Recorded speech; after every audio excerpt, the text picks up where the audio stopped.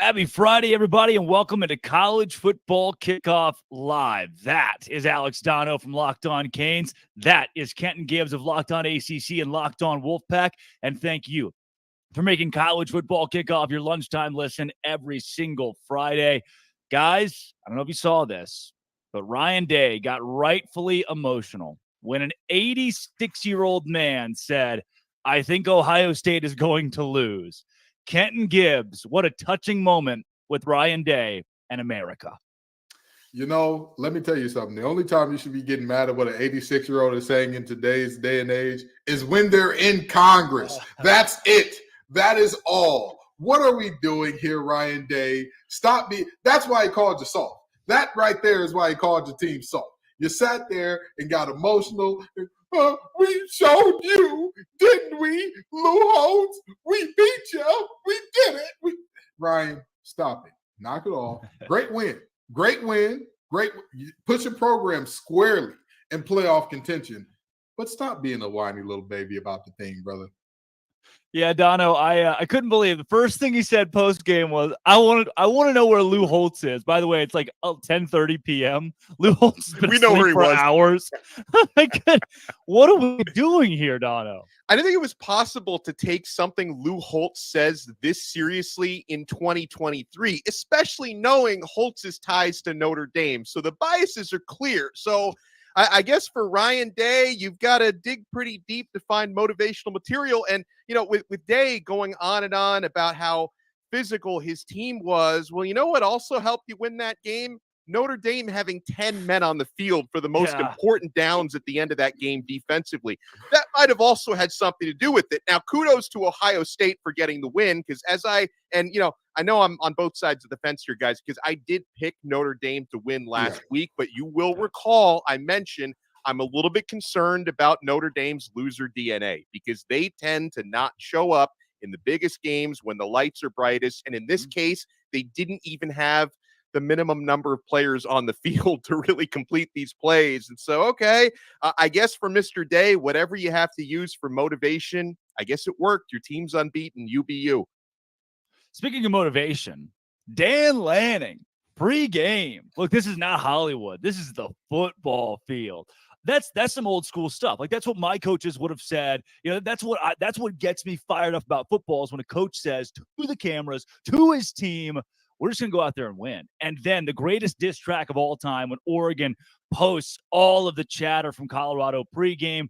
Kenton, you were on the gridiron in college football. You saw some of the best jawing that our country has to offer. What do you make of Dan Lanning and the Oregon Ducks, especially in this beatdown? They officially announced it. They officially told us. It wasn't said before. It was informal before this, but they've officially told us Deion Sanders is the Baba Yaga of college football. He is the big bad boogeyman. They are terrified. They are shaking in their boots.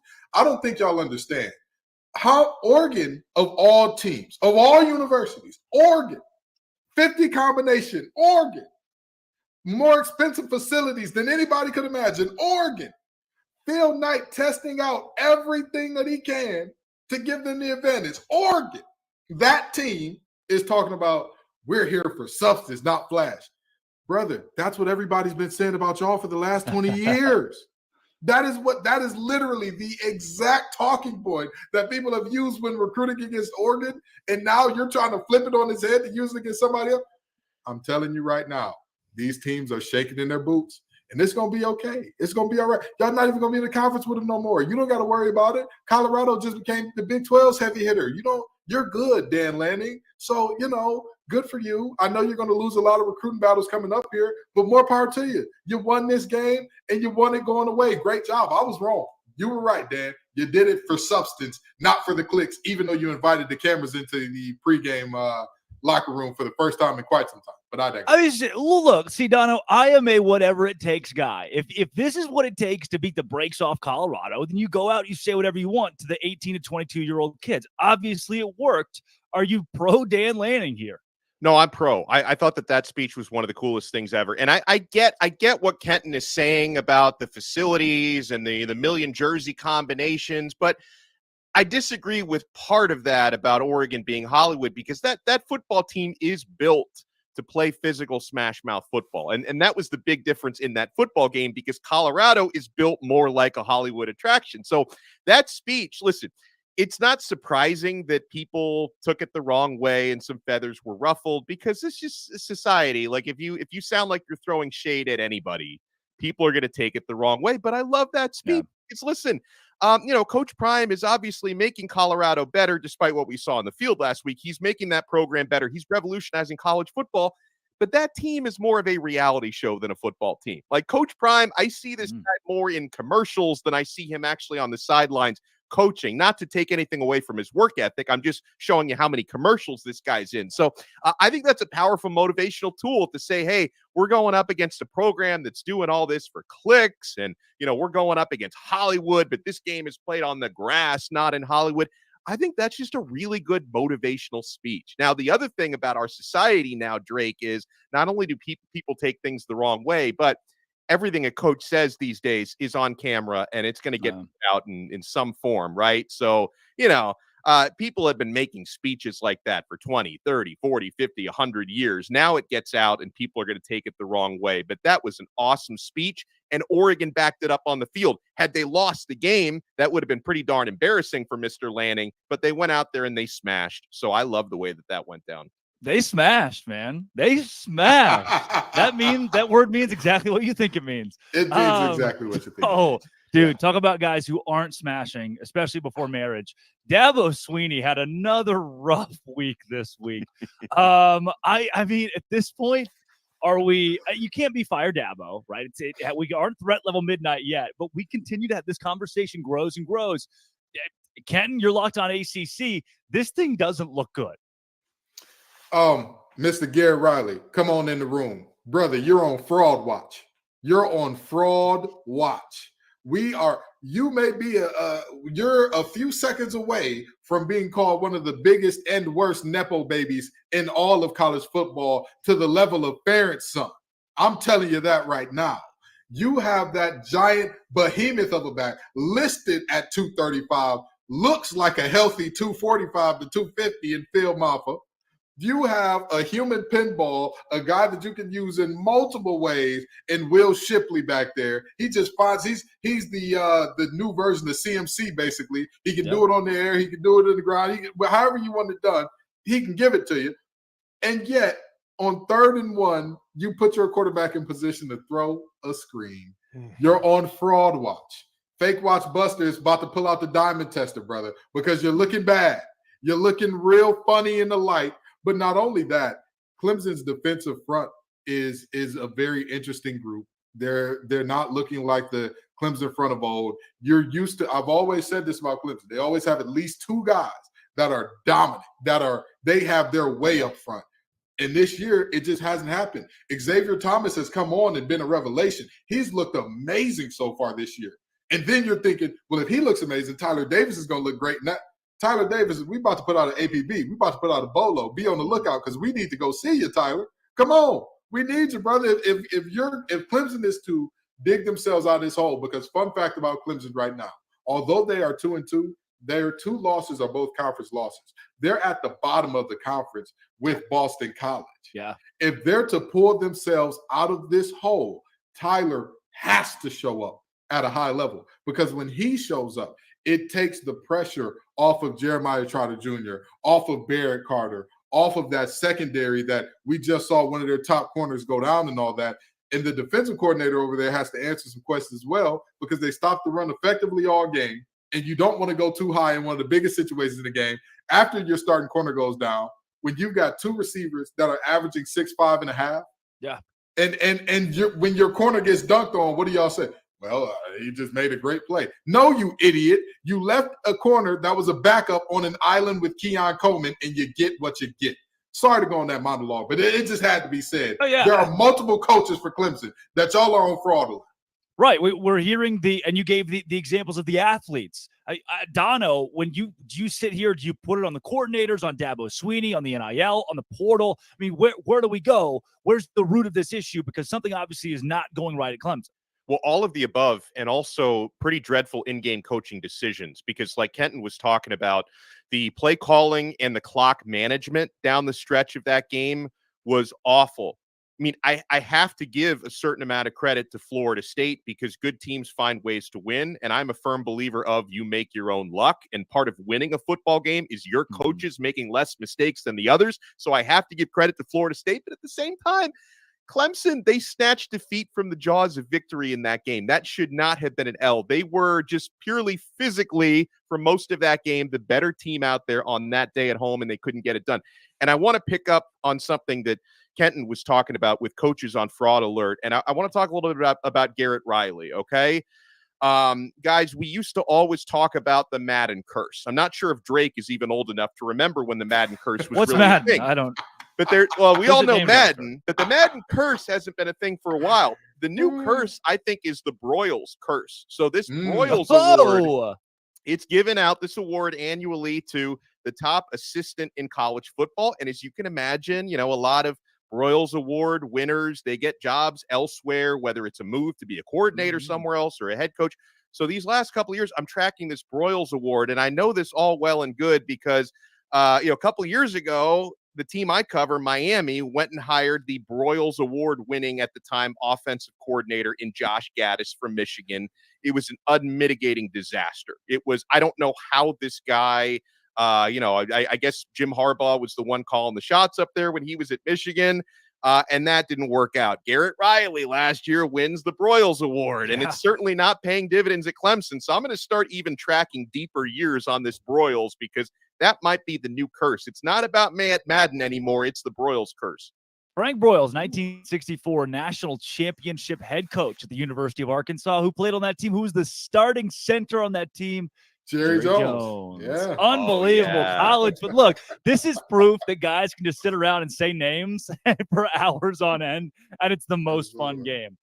Speaking of fun games, the biggest game of the week, the funnest game of the week, Ole Miss, LSU this week on the gridiron in our biggest game of the week. Let's bring in Stephen Willis with Locked On Ole Miss.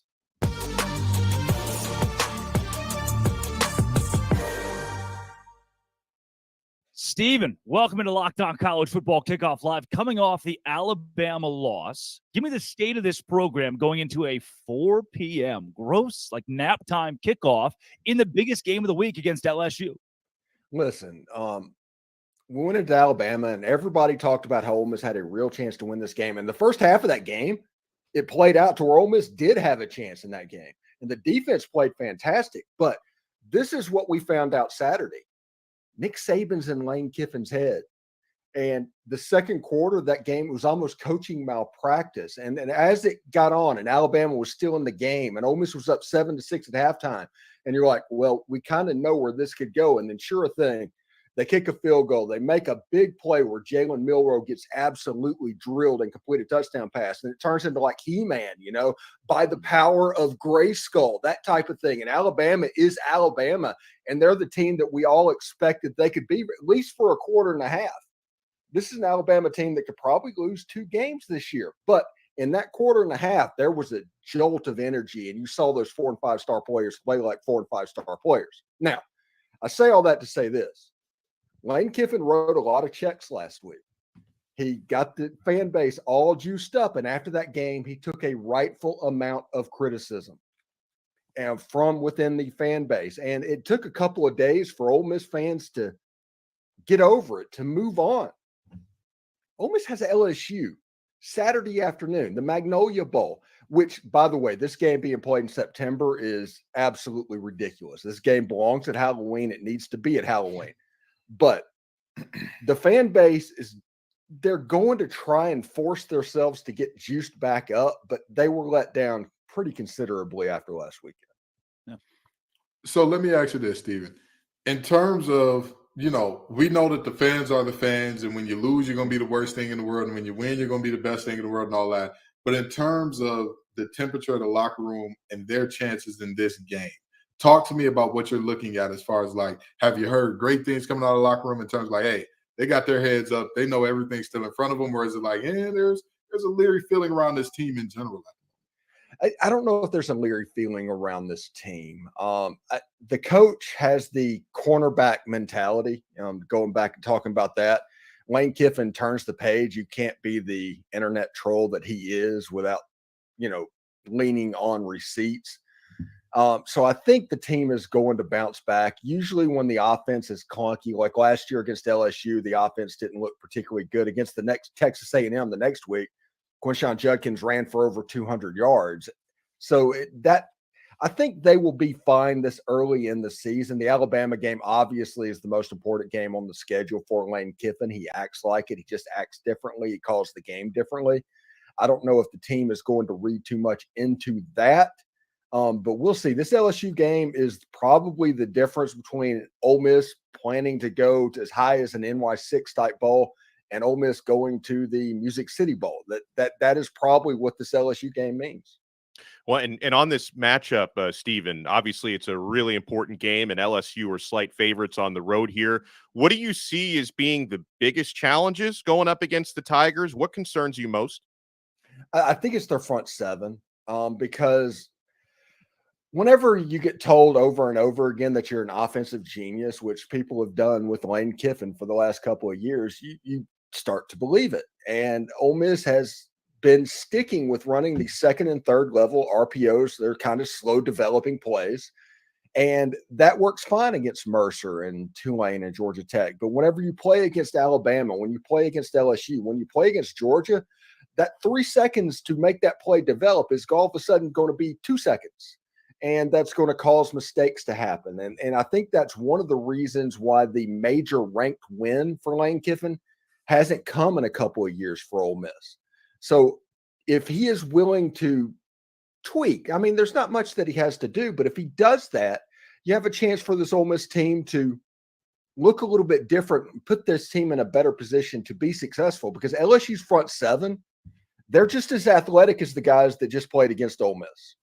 You have to earn the right to throw against that secondary, because that secondary is not particularly good. That's transfers from like Nicholls State and Southeast Louisiana. But you have to earn the right to be able to throw the ball downfield. And if LSU knows that the quarterback's going to have the ball for 3 seconds, he's going to be in the same spot, Harold Perkins is going to get home. I mean, that's just the way that works. But if you have variance in the tempo of when you release the ball, moving the pocket, running different stuff, zone schemes, gap schemes, run draws, run screens. If the defense doesn't know what you're going to do, this Ole Miss offense has a chance to be really, really explosive. But if they get predictable, LSU's going to eat them up. Hey, Steven, I know looks can be deceiving, but honoring the 2003 team is a weird look. Why is this the thing that's happening this weekend? Okay. Ole Miss was talking whenever they refer to this team as a Western Division champion. They got a trophy. I get that and all of that. That's a horrible look, especially against the team that won the game. Yes. But that 2003 team was probably the best football team that has played at Ole Miss in the last 50 years. They deserve to be honored. It's 20 years later. Just don't talk about the SEC West Co-Championship. Talk about the fact that they went 7-1 in the league. You win 7 SEC games at Ole Miss, that's worth having a parade over. Maybe concentrate on that instead of this silliness about the co-division championship. I was there. You know, I've seen the trophy. I know that it happens. I've looked at the record book. Ole Miss is on their record book. Everybody knows that LSU played in that championship game. Everybody knows that LSU won that national championship. And whenever you do that, it reeks of Central Florida putting up a national championship. Hang the banner. Hang the banner. Ole Miss, co-West Division champions in 2003. Let's throw them a parade this weekend. That's Stephen Willis of Locked On Ole Miss. He's got the LSU Tigers this week. Stephen, thanks for joining Locked On College Football Kickoff Live. No problem, guys. Thanks.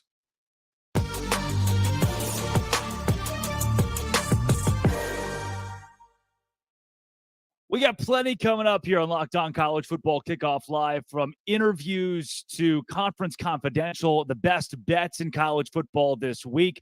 Coming up soon, we also take you to Locked On Ducks. Spencer McLaughlin, talk playoffs with him. But first, Dono. You don't have to choose between better hair growth and your health. Nutrafol provides a whole body health approach for men that promotes healthier hair, no drugs, no compromises, just better hair, guys. Go to Nutrafol.com/men to take their health wellness quiz. Identify causes of your hair thinning, and Nutrafol will give you a personalized plan for better hair health through whole body wellness. Nutrafol supports healthy hair growth from within by targeting root causes of thinning, such as stress. We all have that. Hormones, environment, nutrition, lifestyle, and metabolism through whole body health. Take the first step to visibly thicker hair and healthier hair. For a limited time, Nutrafol is offering our listeners $10 off your first month subscription and free shipping when you go to Nutrafol.com/men and enter the promo code LockedOnCollege. Find out why over 4,000 healthcare professionals recommend Nutrafol for healthier hair. Nutrafol.com/men, spelled Nutrafol.com/men, and enter promo code LockedOnCollege. That's Nutrafol.com/men, promo code LockedOnCollege. All right, guys, let's take you to Spencer McLaughlin of Locked On Ducks as we talk playoff hopefuls.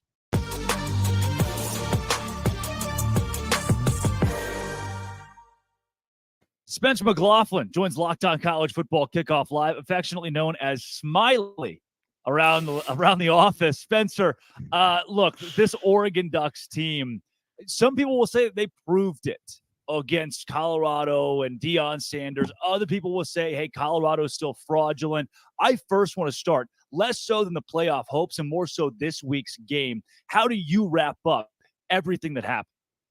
Well, I think for Colorado, they, were a great story. They are not a great team right now. That's going to change in the future with the way that Deion's able to bring in talent. But I mean, after the Colorado game, look, was it intensely satisfying after all the smack talk from Colorado and being caught up in the buzz as an Oregon fan? Yeah, of course it was. It absolutely was.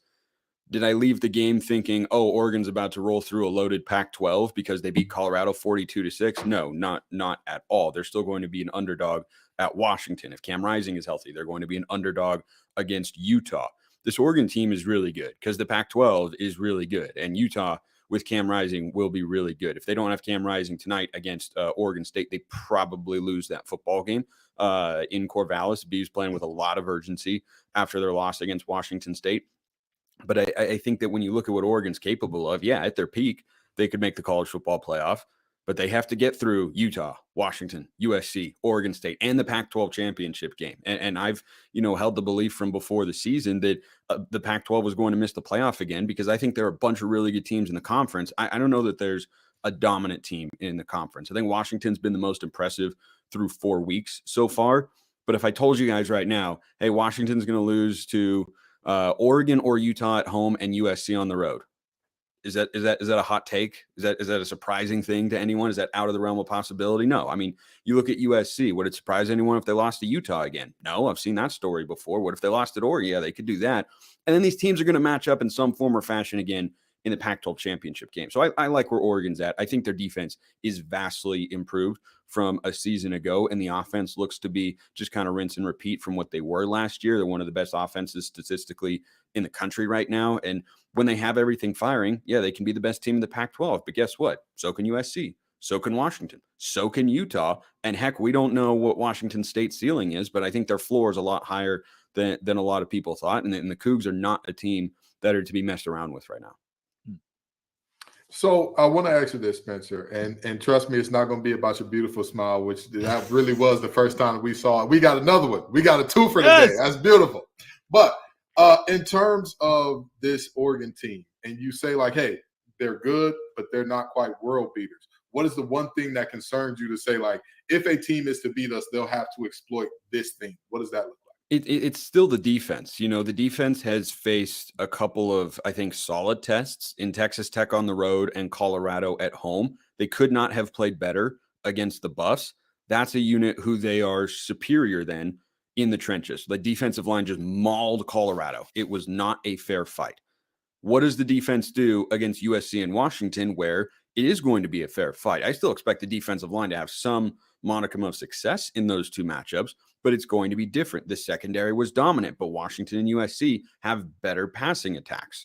And I think that with Washington State as well, it's kind of comparable to the Colorado offense from a quarterback and receiver caliber standpoint that they went up against without Travis Hunter on the other side of things. And I think there's just an element of unknown in that sense. Now, if Oregon is a good enough defense to, let's say go 12-1 and win the Pac-12, this is what the defense for the most part would have looked like so far. But they're still trying to clean up the penalty problem. They're averaging 75 penalty yards a game right now. And if you do that at Washington, if you do that at Utah, if you do that against USC, or heck, against Washington State or Oregon State, that might be one too many extra opportunities and could cost you a football game. Like if Oregon has 70 more penalty yards at Washington, I don't know how they win the football game. That'd be pretty darn tough. They escaped against Texas Tech.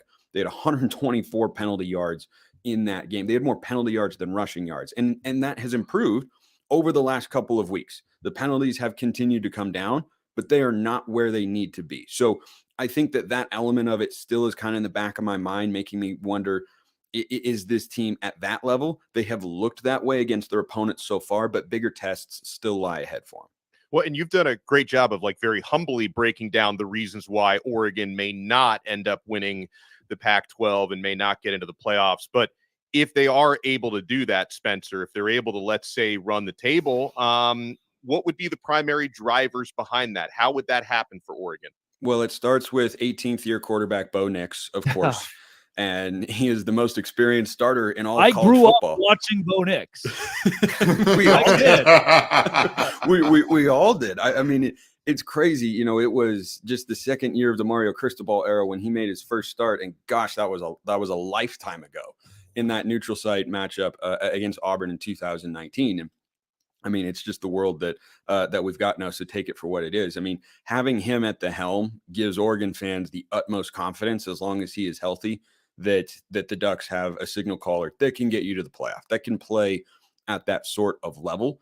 The end of the season got derailed a bit when Bo Nix got hurt. They were still a good team with him back there because he's a capable pocket passer. He has to have his legs to be at his best. He has to have that full mobility component to be, a Heisman capable quarterback. But I mean, it starts with him. The offensive line's replacing a lot of pieces. So far, I think they've mostly passed the test. I want to see how they're able to run the football against a good front four in Washington, up in Seattle. But, after not running the ball well against Texas Tech on the road, they've run it exceptionally well each of the last couple of weeks, albeit against some weaker opponents there. But the offensive line's holding up in pass protection. Bo Nix looks really good. His weapons are deep. I mean, every position, I think you've got at least one NFL player. I think Terrence Ferguson, the tight end, is an NFL guy. Troy Franklin, of course, probably one of the top 5 receivers taken in the 2024 class.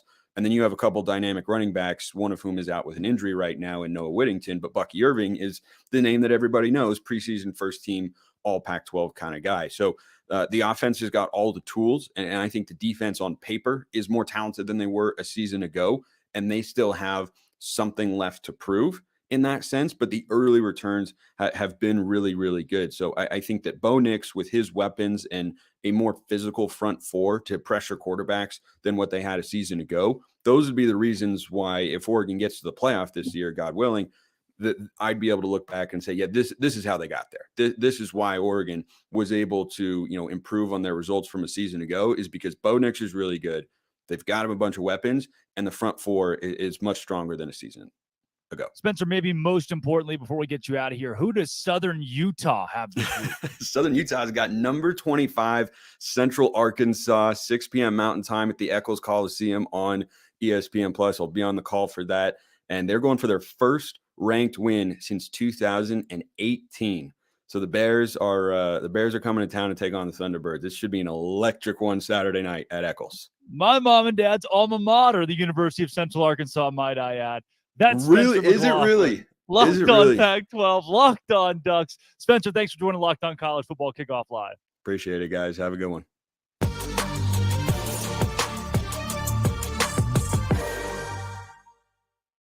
So the whole buy or sell thing on Oregon, what I struggle with here is you've got a Utah team that got to face here in a couple of weeks who just held UCLA and Chip Kelly to 7 points, and they were late fourth quarter 7 points. This is a defense in Utah that will dominate the Pac-12. They've won the league 2 years in a row. They get Oregon at home. This conference runs through Salt Lake City. Dono, I don't see Oregon being a college football playoff team because I don't see Oregon winning the Pac-12. Well, right. And the second half of that Utah conversation is they've already been dominating with their defense. And at some point, whether it's tonight or in the near future, their star quarterback, Cam Rising, is going to be back, which should elevate their offense because obviously, the offense was underwhelming against UCLA, but they didn't have to be any better than that because they had a pick 6 in the game and the defense was completely dominant. So I would figure when it comes to trending higher and higher, Utah would be the team to do that. Not only, as Spencer kind of touched on, Utah's had Oregon's number in recent years. So none of that bodes well for the Oregon Ducks in comparison, but I do still see Oregon as a really, really, really, really good team. And I don't think that what they did against Colorado last week was strictly about Colorado being frauds or whatever else. I think we're going to see Colorado have a lot better offensive games in the near future. But to your point, I think Utah is the team to beat. Yeah, Kenton, do you change your mind about Oregon at all after the Colorado game? No. Let me quote NBA YoungBoy's song, Fresh Prince of Utah. It's going to be a parade in Salt Lake City, yeah, because that team is that Utah team is something special. And I don't know why. I don't know what it is about Utah that makes everybody look away in horror like, it's ugly football. They can't be winners. They can't be good in the Pac-12. They're back-to-back conference champs, returning a ton of talent. And we're all just like, yeah, somebody's going to unseat them. We thought that they weren't going to win it the first year. And then we said, oh, well, Utah can't go back-to-back. Oh, well, they're bringing back their quarterback after going back-to-back. They're bringing back most of their talent after going back-to-back. But we still believe. We're still looking and searching. We're like Scully and Mulder and X-Files. I want to believe in somebody else, but we just can't do it. You can't do it. I'm sorry, with all due respect, Bo Nix has been playing quarterback in college football since the beginning of time. More power to him. I'm sure he was playing back there when the helmets were soft and all that. Good for him. But the reality is simple. No amount of Bo Nix, no amount of saying we don't do it for the clicks, no amount of Alton Stadium getting loud, rowdy, screaming, yelling, busting eardrums is going to make that team better than Utah. I'm sorry. Well, and let me add something else in, because I'm sure there's probably people watching this and listening to this and like, well, how come they're not bringing up USC? I mean, they've got the reigning Heisman Trophy winner and Lincoln Riley. Like, to me, I don't quite put USC in that conversation either, because I don't think they have the defense that they're going to need to have to win the Pac-12. So I'm not ignoring them. I'm not sleeping on them, but I don't think they're above Utah in the pecking order either, as we saw in last year's proceedings. No, I would say if this was like if this was a scenario in sports that we compare it to, I think that without realizing it, Utah is Larry Bird walking into the 3-point shooting contest saying, all right, boys, who's competing for second? Because I think that's what's honestly happening. They're the most complete team in the conference. They're the team with the least holes that you look at and say, man, they got to get that cleaned up by a mile in terms of that conference. So to me, it's, hey, again, the schools who talk about we do this for substance may not have the substance to beat the actual substance team in the Pac-12, which is Utah. Yeah, and if you're a fan of any of a Washington State or Oregon State, a dark horse, sure. Right, there are teams that could sneak up and win this league. Oregon could, but it's Utah's Pac-12 until somebody else proves otherwise. This is eBay Motors Locked On College Football Kickoff Live until somebody else proves otherwise, Dono. And I don't think anyone will, because, folks, passion, drive, and patience, what brings home the winning trophy is also what keeps your ride or die alive. eBay Motors has everything you need to maintain your vehicle and level it up to peak performance. From superchargers, roof racks, exhaust kits, LED headlights, and so much more. Whether you're into speed, power, or style, eBay Motors has got you covered. With over 122 million parts for your number one ride or die, you will always find exactly what you're looking for. And with eBay Guaranteed Fit, your part is guaranteed to fit your ride every time or your money back. Because with eBay Motors, you're burning rubber, not cash. With all the parts you need at the prices you want, it's easy to turn your car into the MVP and bring home that win. Keep your ride or die alive at ebay.com/motors. eBay Guaranteed Fit, only available to U.S. customers, eligible items only, and exclusions apply. 1 second, guys. I'm getting a hotel phone call. Sounds like it's time to go around the country. As we do our first Conference Confidential, we start with the Big Ten. Take it away, Craig Sheeman.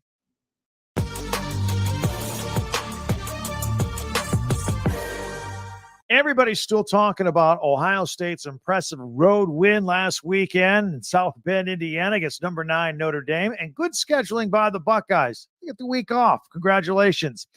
The Michigan Wolverines hit the road for the first time this season. They play at Nebraska. Keep an eye on the Huskers quarterback situation when Jeff Sims comes back from that high ankle sprain, because Heinrich Harburg is 2-0 in his place. He's done a pretty nice job.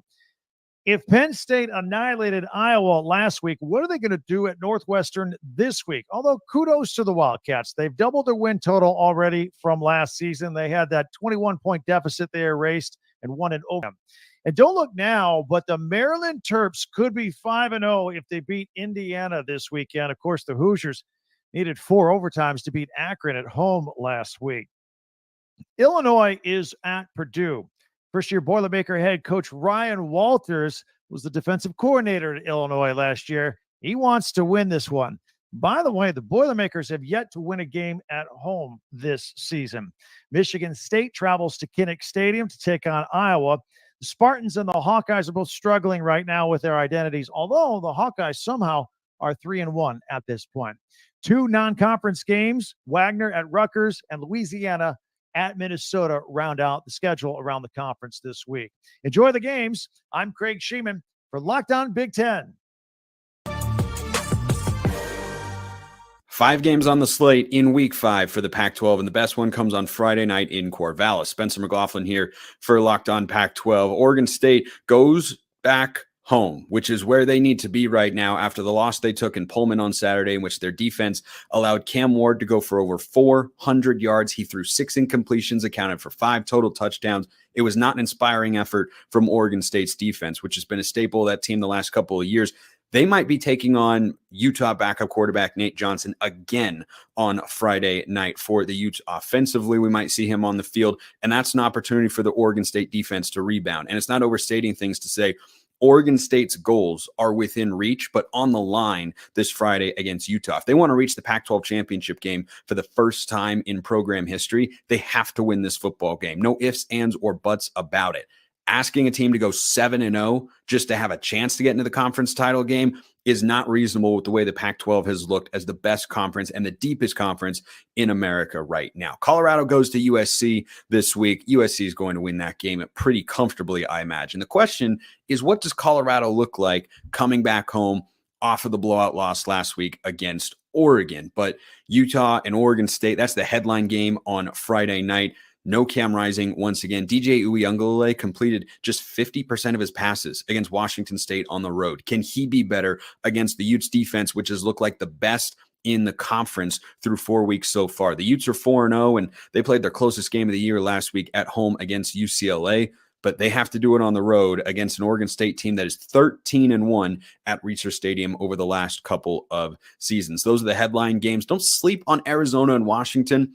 The Huskies have been blowing everybody out all the time. Are they going to do it again? They're 18-point favorites on the road in Tucson against a sneaky and quiet 3-1 Arizona football team right now. That's it for week 5. Tune into Locked On Pac-12 on YouTube or wherever you listen to your podcasts. Dave Schultz with your week 5 Sun Belt preview. Bunch of good ball games, including the Raging Cajuns going to Minnesota, and this will be all about the rushing attack. Minnesota's going to rush for 191 yards a ball game. Can the Cajuns slow down that big offensive line? Cajuns are rushing for a bunch of yards. Can they run it against Minnesota's big defensive line? Zion Chris getting his first start as quarterback on the road for the Cajuns. You also have Georgia State, undefeated Panthers hosting Troy. Georgia State looking to go 5-0 for the first time in program history. Troy coming off a big win against Western Kentucky as they evened up their record at 2-2. Georgia Southern hosting Coastal Carolina. Is this the last stand for the Chanticleers as they would fall to 2-3 with a loss to Georgia Southern, who's also coming off a nice bounce back win? Davis Brin, 4 touchdown passes at Ball State. But the big ball game in the conference is South Alabama off to JMU. South Alabama predicted to finish second in the West. JMU first in the East. And JMU with 3 very close victories. They're 4-0. They've kind of looked the part where South Alabama just hasn't. Outside of their victory against Oklahoma State, they have just not played very well. And it's going to be South Alabama's running game, 180 yards per ball game against JMU's rush defense, giving up 42 yards per ball game. They are susceptible to the pass, but that's only because nobody's been able to run against them. JMU was a 5.5-point favorite. It's down to 3. I think JMU wins this ball game because South Alabama just hasn't shown they can play consistent football this season. Please tune in to Locked On Sunbelt for your Week 5 Sunbelt recap. Enjoy the football, everybody. That was Conference Confidential back here on College Football Kickoff Live. Guys, let's talk some booms and some busts. What we learned based on last weekend's games.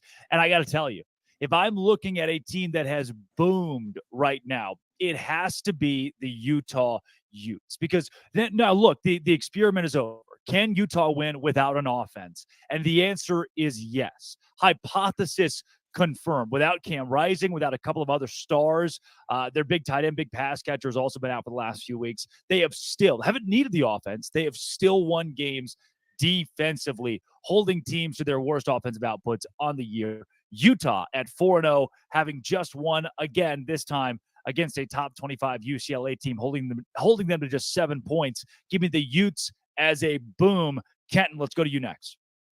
I mean, y'all already know who my boom is going to be. I've told y'all about him all along. I've said that Dabo needs to call this man and be standing outside his house in Norman saying, baby, come back. You can blame it all on me.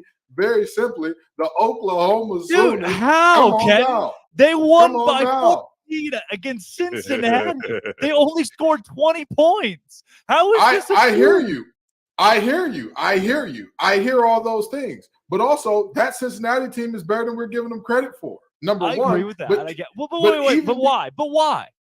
But what do you mean, but why? Why is they beat a bad Pitt team? They lost to Miami of Ohio. So here's why I say that Cincinnati team is better than they're getting their credit for. Number one, we're looking at year one under Satterfield. Number two, we all know if there's anything to know about Satterfield's teams, there will be inconsistency. They will not play at their highest level every week. That is a guarantee if Scott Satterfield is your head coach. They will reach the highest of highs, and then next week have you out there like, is this a JV team? Yeah. Did we not? Are these guys not on scholarship? What happened? That's something that we know about that team. But the fact of the matter is, handling business in games where you should handle business is something that I value a lot. I don't care what anybody says. I don't care how anybody cuts and slices it. That is why I don't do rankings up until week 4, because for me personally, it's meaningful to me if a team is handling business and not playing around with their food because somebody else is going to eat it in these early weeks. And to me, Oklahoma has done that again and again and again, including a game where many people, not going to say any names or point to any beautiful heads of hair on this show, me and Dono are bald, so I don't know whose head of hair we're talking about, predicted them to be upset. Oklahoma, Boomer Sooner, that's my boom, baby. Kenton, booming with OU and Brent Venables, the skeleton man. Alex Dono, who's your boom this week? I was tempted to go with Oregon, but at a certain point, I would just be piling on Colorado. So I'm going to give my boom to a team that maybe not so quietly anymore has just been dominating the season so far, 4-0, number 7 in the country, and that's the Penn State Nittany Lions. Now, this wasn't a game that they were supposed to lose, but still, they shut out a quote-unquote ranked opponent last week. They shut out 24th ranked Iowa 31-0. You start to hear now talks about their defensive coordinator, Manny Diaz. Is he becoming, a head coach candidate in the upcoming cycle? And yes, I know Iowa's got that nepotism offense under Brian Ferentz, and they can't score on anybody, but 31-0 win for Penn State. They have handled their business and beyond to this point. That team is absolutely booming, and I'm curious to see if they can, keep themselves in that conversation come college football playoff time, because obviously they've got tough opponents in a tough conference they need to win first. We've talked about how Oregon, that was a smash. Colorado, bust. Let's go to the bust conversation. Kenton Gibbs. First of all, let's start here. Drake Toll's wordplay, right? The Drake Toll's innuendos, always a boom. Always a boom. I don't care what anybody says. They are a boom from now until the end of time. But in terms of teams that I'm looking at, and I'm saying, hey, this is bad. This is really, really bad. I hate to have to say this, and I really don't want to do this because you know what? Let me stop lying to myself. Let me stop lying. I'm enjoying this a lot. The downfall of Clemson got me wearing suits. It got me wearing. Listen, I'm not gonna wear a suit to my wedding. You understand? I'm gonna go Bill Belichick at my wedding. But for Dabo Swinney's downfall, I can't even hold in the glee no more. I can't do it. I can't. Watching this team piss down their leg, do the coaching decisions and clock management. What was that drive at the end of regulation? You have a big run by one of the best backs in the nation to put you in plus territory. And what do? Do they take a timeout, Dono? Drake, do they clock the ball? Why would you? You let the clock run out Yeah. when you got the plus territory. What a unserious group. Oh, my God. Clemson, I'm just going to say this, okay? And I'm going to leave it here. Dabo, I really and truly hope that you embrace the portal and you embrace all the new things and all that. But I'm telling you, it's going to be an enjoyable ride watching y'all be this bad this year. Oh, it makes my heart smile. It makes me smile with my heart. Makes me drop the Spencer McLaughlin smile on them because I got to get one out today. Dono, who's a bust? I'm going co-bus. Clemson is one of mine. There's nothing I could possibly add to what Kenton just said, but I got to go with Notre Dame at the other. I mean, you talk about snatching defeat from the jaws of victory. You're at home against a good Ohio State team, but finally an Ohio State team that looks by their own standards kind of average. And for the first time in a long time, they don't have some version of Superman playing quarterback for them. So you're at home in South Bend and you hold Ohio State to just 2 touchdowns in the game. McCord doesn't even throw a touchdown pass in that one. They're like 8-9 deep and former 5-star recruits at wide receiver. They can barely get these guys the football. They've got the top receiver in last year's class. Brandon Inniss can't even get on the field these days is what's going on there at Ohio State. And then you've got 10 men on the field on defense for the most important final 2 plays in the game. So listen, again, I said this about Florida State earlier. You got to give credit where credit is due. You make your own luck. Good teams find ways to win. But at the same time, how do you give that game away? I've got to go with Notre Dame as a bust. Wow. Mine comes out of the Big 12 this week because this team, they were not supposed to be great this year, but they have I'll say legendary head coach because you're going to look back and say, oh yeah, he was at the same place for a million years. That's Mike Gundy at Oklahoma State. Every 3 or 4 years, you have the same conversation of, is it time to fire Mike Gundy? His team is 2-2 with a 33-7 loss to South Alabama. And then a loss to an Iowa State team that has losses to Ohio, where they put up 10-7 to Ohio. Oklahoma State just allowed 34 points to Iowa State this week in a 34-27 loss. They don't run the ball well with Ollie Gordon. They finally decided to run it with Ollie Gordon this week, their star running back. Earlier this year, he wasn't getting carries. They couldn't figure out who the quarterback was. They finally said, you know what? We're going with Alan Bowman. That's right. Texas Tech Alan Bowman, who was so bad at football that Michigan said, hey, come be on our staff. We'll call you a player, but you're just going to sit on the bench and coach up our young guys for 2 seasons. Now he's a starting quarterback at Oklahoma State. What did he do against Iowa State? 23 for 48, 278 yards, a couple of touchdowns, a couple of interceptions. Bad is what he did. He was outshone by a kid named Rocco Becht, the Iowa State quarterback who had 350 yards and 3 touchdowns. Mike Gundy, the seat is hot. Oklahoma State is a bust. They should have been a 9-win team this season with the easiest schedule in the Big 12. Guys, we have time for Uno Mas boom. One more boom. Dono will take it to you. Well, then I've got to go with Oregon. I apologize, Buffs fans, even the ones who have been fans of Colorado for more than 6 months, the 7 or 8 of you out there, I apologize. I apologize for piling on. But listen, man, Oregon goes up against the most hyped team maybe in a generation, right? When it comes to it. I know Coach Prime is he's probably rightfully trying to deflect away from his players and say, make me the target, like try not to make, which is an admirable thing that Coach Prime is doing, but his team is going to be a target all season long. for the remaining, 8-9 teams on his schedule, they're going to treat that game like it's a national championship game. Teams will get up for that. But you know what?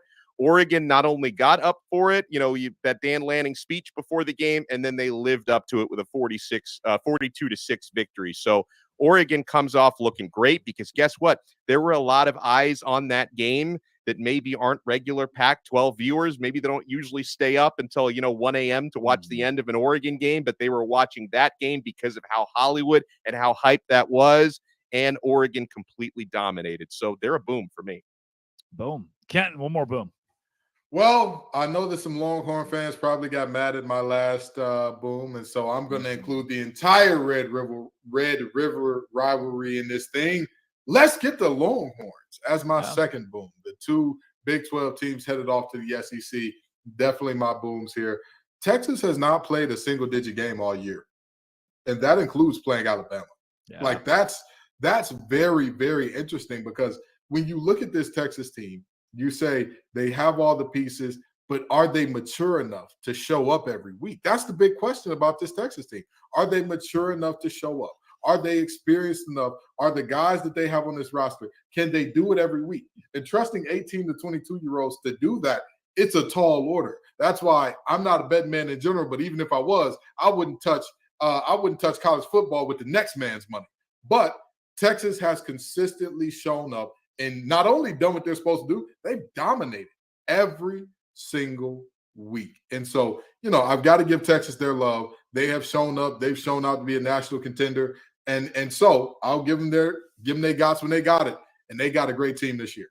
We're missing two teams here that have flown under the radar that I'll bring up in a couple of booms. Washington State being one of them. Now with this win against Oregon State, I think it's time to start talking a little bit more about how they could be a dark horse in the Pac-12. And at this point, the dark horse word is used loosely. I mean, they're a top 20 team. Cameron Ward has become one of the best quarterbacks, not just in that conference, but now in the country as America turns its eyes and says, hey, who is this Cam Ward guy? Who is this Washington State team? They've got a legitimate chance to make some waves later on this year. They're 4-0 right now. And then North Carolina, 4-0 for the first time in a couple of decades. Now, after a 41-24 win against Pitt, they have proven, hey, look, we are not to be overlooked. Drake May's a good quarterback. Mac Brown can still coach. North Carolina can make some noise in the ACC. Both those teams deserve some love as booms this week. Now, before we get into the rest of the show, we got a ton packed together. Sell Me Why is coming up with some wild spreads this week. But first, there's only one way that I get this luscious, thick toupee to grow, Dono. And that is Nutrafol. Men, if you're tired of weakening or thinning hair and you want to reach your full hair potential, leading hair growth supplement Nutrafol helps improve your hair growth, visible thickness, and visible scalp coverage. Nutrafol is the #1 dermatologist recommended hair growth supplement clinically shown to improve your hair growth, visible thickness, and visible scalp coverage. Nutrafol's hair growth supplements use physician-formulated, natural, science-backed ingredients. Their drug-free, patented technology provides consistent, reliable results without compromising your sexual health, by the way. So take the first step to visibly thicker, healthier hair for a limited time. Nutrafol is offering our listeners $10 off your first month subscription and free shipping when you go to Nutrafol.com/men and enter the promo code LOCKEDONCollege. Find out why over 4,000 healthcare professionals recommend Nutrafol for healthier hair. Nutrafol.com/men. That's spelled Nutrafol.com/men and enter promo code LOCKEDONCollege. That's Nutrafol.com/men, promo code LOCKEDONCollege. You're just scrolling along on the YouTube. You see your favorite team. You see Locked On Gators is live. You click on it, and there are 3 random guys talking about college football. Well, we're not so random. That right there is Kenton Gibbs of Locked On ACC, Locked On Wolfpack. That's Alex Dono of Locked On Canes. Drake Toll here from Locked On Big 12, and this is College Football Kickoff Live. From 11 a.m. to 1 p.m., every single Friday, we are your live lunchtime listen, breaking down all the biggest stories in college football and giving you the best bets for this week in the sport. Speaking of, it is time for Sell Me Why. The Colorado Buffaloes are 3-touchdown underdogs for the second week in a row. This time it's Lincoln Riley and the bad USC Trojan defense. Kevin Borba Locked On Buffs will sell us why Colorado will cover 21.5 this week. Sell me why. My name's Kevin Borba. I'm going to tell you exactly why the Colorado Buffaloes are going to bounce back and cover against the USC Trojans this weekend at 21.5. The thing is, the Oregon defense was absolutely nails, and we learned that Oregon's defense is a legitimate top 15 defense in the country. When it comes to USC, their defense ranks number 70 in total defense, and they do not have what it takes to slow down an offense like Colorado's. And you may say, oh, USC's blown out everybody they face. Well, kind of true. They've beaten up on Mountain West teams and Pac-12 bottom feeders. In their most recent matchup against Arizona State gave the blueprint on what it takes to not only come close to beating USC, but to move the ball whenever you darn well please. And Colorado's a much better offense than Arizona State, so they should have no issues passing it all over the yard, establishing the run, and just scoring points on this USC defense that continues to plague a program that many people think should be contending for a playoff, but is going to come up short because their defense cannot hold up against offenses like Colorado. So for that reason, Colorado's going to cover. All right. What do you think, Don? Does Colorado, can they at least cover 21 against USC? Hashtag I'm with Borba. This may surprise you. Okay, because I know I actually did predict Oregon to cover that gigantic spread against Colorado last week, and they did. This is a different ball game, guys. Last week they were in the Lions' Den at Oregon. This time you're at home in Colorado, the friendly confines and friendly sidelines, and I couldn't have said it better than Borba when talking about USC's defense. They can't stop a nosebleed. How are they going to stop Shedeur? A 70th ranked defense in the country. This is going to be a high-scoring football game. Now, I'm not, completely on the Buffs bandwagon to the point where I'm picking them to win the game outright. I'm not. I think USC is overall the better team, and they should be able to win this one. But they're not going to win it by 3 touchdowns. This is going to be a high-scoring game, and I think it's going to be one of those situations, Drake, where I don't know if moral victories exist for a team that got this much preseason hype, but I think this is going to be the type of game where Colorado is going to be competitive enough where people are going to come out of this one saying, you know what? Okay, the Buffs, not as bad as I thought they were against Oregon. This is a team to respect again. Yeah, Ken, to me, you lose your best player in Colorado for at least a couple of weeks, but he was the X factor on defense more so than offense. And against this USC defense, I don't see why Colorado can't put up enough points to at least keep this game within 3 touchdowns. So here's the thing. I said that Colorado's ceiling was about 6 wins. I'm still holding firm to that. However, covering 3 touchdowns and winning outright are 2 entirely different things. I for sure have Colorado covering. And this is the reason why, if nothing else. The reality of this is all of the talk, all of the casuals, all of the people who, Deion's going to win it all. They're going to win it all this year. Those folks don't matter, but they felt like they mattered up until last game. Now Deion and his staff could truly go in. The players talked about the self-scout that they did, where they truly went in and said, hey, this is what we're good at. This is what we're bad at. This is what other teams have seen and all that. And it's hard to tell a player, hey, you need to get your fundamentals down in terms of your first step in your hand placement when you just came off one of the biggest upsets in modern sports history in a 1-win team from last year beating a playoff team from last year. It's tough to tell a kid to get that together. You know, when it's easy to tell a kid your first step has to get better? When you just got your dome split in front of national TV.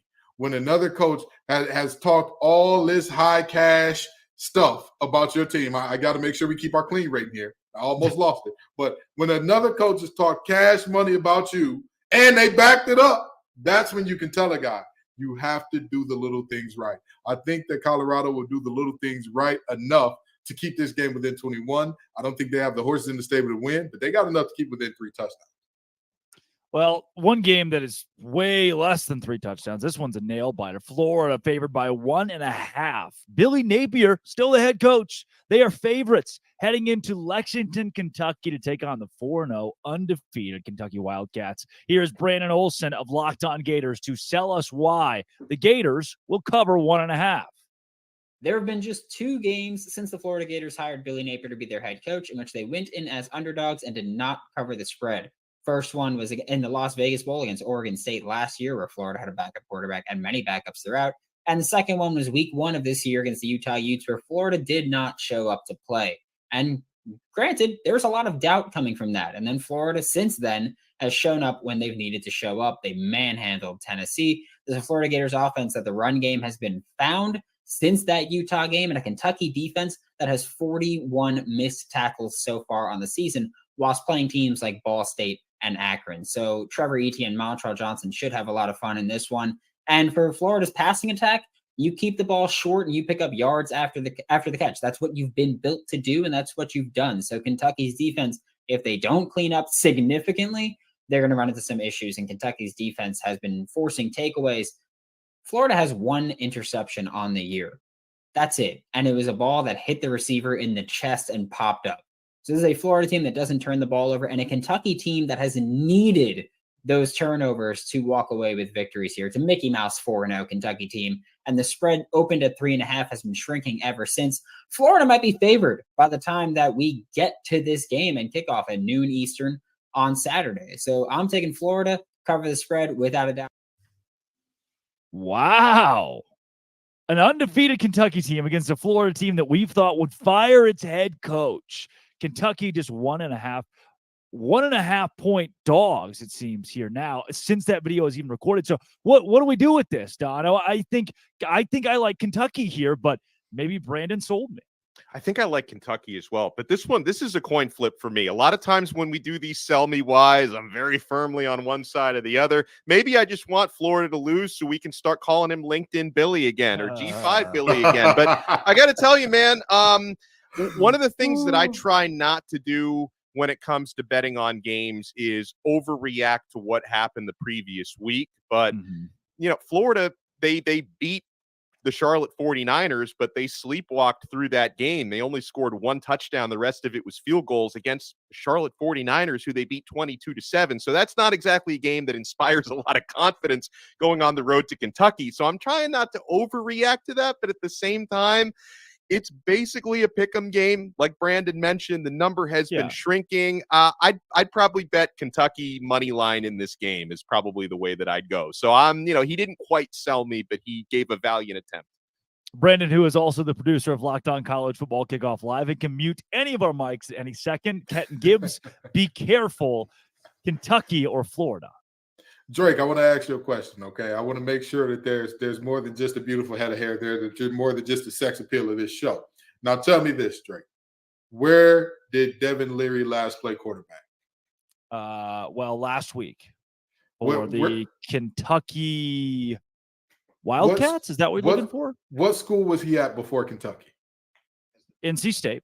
He was at NC State. I watched the young man up close. I watched him, interviewed him, did all the good stuff, and I told myself I'm going to remove my feelings from watching him play and from any picks that I make involving him this year, even though he's gone. And we love him. We care about him dearly. We wish him the best. And I said I was going to get my feelings out of it. However, just like his Heisman campaign started off at NC State, I'm going to start it off this segment the exact same way. Devin Leary delivers. Folks, I'm sorry to tell you, Linked On Billy is going to be back. LinkedIn Billy is right around the corner. Okay? They say scared money don't make no money. Well, thank God that young man ain't in Atlantic City, because how would he get back to Gainesville with no? There it is. They muted him. Genius. Wow. Listen, I'm always going to tell the truth, even if it gets me muted, okay? The fact of the matter is simple. The Florida Gators have shown us at times they can be really good. At times they can be really mid. At times they can be really bad. For all that we say about this Kentucky team, that it is a Mickey Mouse 4-0. Let's make no bones about that, right? They have played the Island of Misfit Toys University 3 times in a row already. Sure. But with that being said, I at least trust them because they've been consistent in beating those bad teams, as opposed to Florida, who, Biff Pogge's a really good coach at Charlotte. They don't have more than 3 players that will be starting on the Power 5 team today. They just don't. Wow. I'm sorry to say that. So the fact that they held you to nothing but field goal, don't worry about it. The big blue wall is coming. Devin Leary delivers. Give me Kentucky clearing the spread here. See, here, my pushback a bit on the Devin Leary thing. You say, where did he play last? And it was last week against Vanderbilt for Kentucky. I mean, I think this is a different Devin Leary. He was 15 for 29 against Vanderbilt, had 205 yards, 2 interceptions to 1 touchdown. He doesn't look like the Devin Leary that we saw at NC State, the Heisman hopeful Devin Leary at times at NC State. He looks like a Kentucky Devin Leary. And so also that being against Vanderbilt, Akron, Eastern Kentucky, and Ball State. And his stats still won't jump off the page. This is where he should already have 1,400 passing yards and 15 touchdowns and be right there in the thick of that conversation. But he's not. So I don't know if I put this game squarely on Devin Leary, but I do think Kentucky gets it done. Their running game, but with Ray Davis where he is, their running game is solid. I think if Kentucky can establish a run against a Florida defense that struggled against Utah in the trenches, that's where Kentucky can win this game. I'm not sold on Florida winning, but can I be sold on Alabama as 14.5-point favorites? That is the line right now between Bama and Mississippi State. Jimmy Stein from Locked On Bama will sell us why the Tide will cover. This is Jimmy Stein from Locked On Bama. This is why I think Alabama's going to cover that 15.5 number in Starkville against Mississippi State on Saturday night. Mississippi State struggled a little bit on offense as they're transitioning from the air raid offense to something a little more pro style against LSU just 2 weeks ago against a team that's similar in talent to Alabama. They reached just, I think, 200 total yards, 14 points. I think State might find the sledding even tougher against an Alabama defense that's looking better and better every week. Maybe a little bit of the Alabama defense of old. If they could only muster about 200 yards and 14 points against LSU, I wouldn't suspect Mississippi State would do much better against Alabama on Saturday. So I expect to see Mississippi State struggle to score and Alabama to score right around its average, right around 30 points. Yeah, Stein's been using some Nutrafol, and that accent is legendary, by the way. Alabama 14.5, Mississippi State. Donna, what do you think? I think Alabama covers. I think they're riding the ship to a point. I don't think this is a national championship Alabama team, but I think they're going to be formidable, probably a 10-11 win team by the time it's all said and done. I think they showed us last week they're starting to get things figured out. And, yeah, I think Alabama's going to win and roll. Kenton Gibbs. Roll Tide, roll. I mean, I agree with Dono. This is a team that has figured out who they are, and they're doing what they want to do now, or not what they want to do, but what they have to do now, right? Yeah. Like, this is a team that realized, hey, we had Bryce Young, we had Tua, we had Jalen Hurts, we had a great run of quarterbacks where we could pitch it all around the yard to all those great receivers and all that. This is going to be a ground and pound, physical, include our quarterback in the running game team, and that's what we're going to have to do. And they've accepted that, I believe.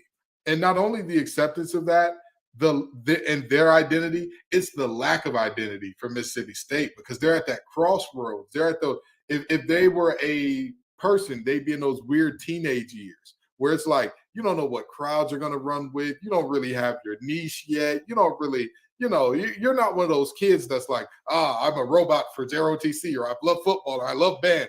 They're the kid that's like, I really don't know. I'm a BC average kid. I just hang out with everybody sometimes. I'm not sure what my niche is. That's where Mississippi State is. And you can't have that with a deficiency of talent in comparison to your opponent and expect me to not believe that opponent is going to impose their will on you. Well, the head coach of the school died in the offseason. I mean, you talk about, that within itself puts you in the limbo period of, okay, you're already the awkward teenager trying to figure it out. You lose a parent. Now your entire world, like, where does this program go from here without Mike Leach? I don't know if we've talked about that enough because it happened in December. So it was December, January. So it was here, square start of the offseason. Mississippi State has some time to recover. No, he's the guy that recruited these players here, that coached these kids up. That's a tough thing to come back from. At the same time, I think because what you're saying is that Alabama's figured it out. I don't agree yet. Not yet. I haven't seen it yet, because remember, they didn't figure it out 2 weeks ago against South Florida. We can say they figured it out against Ole Miss, especially defensively. I still need to see more from the offense.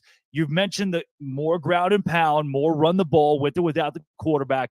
That's why I think this game does stay at least somewhat close. This is a 27-14 final score.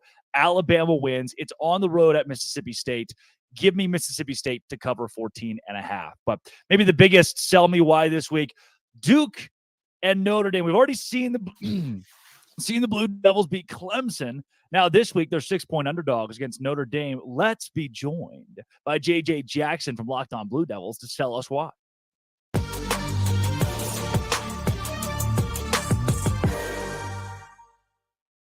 JJ Jackson, Locked On Blue Devils here on Locked On College Football Kickoff Live. JJ, you got a touchdown-ish underdog this week in the Blue Devils. Can you sell us why, please?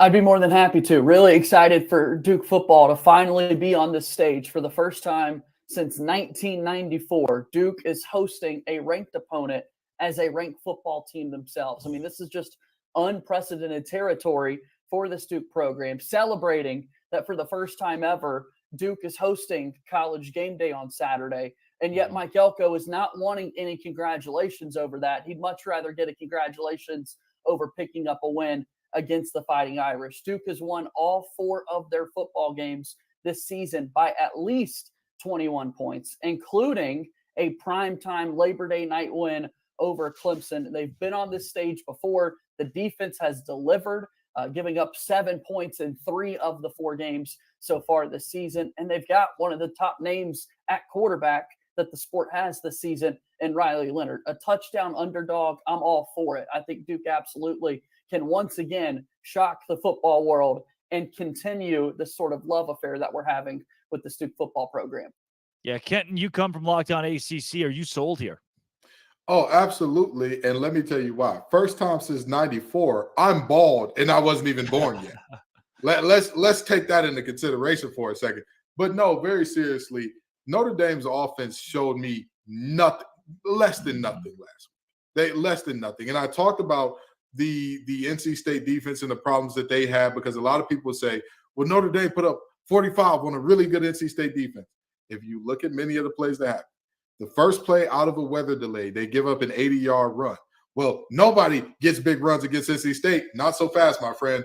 Rosas of Connecticut got a 71-yarder against them in week 1. Now, I'm sorry to tell you this.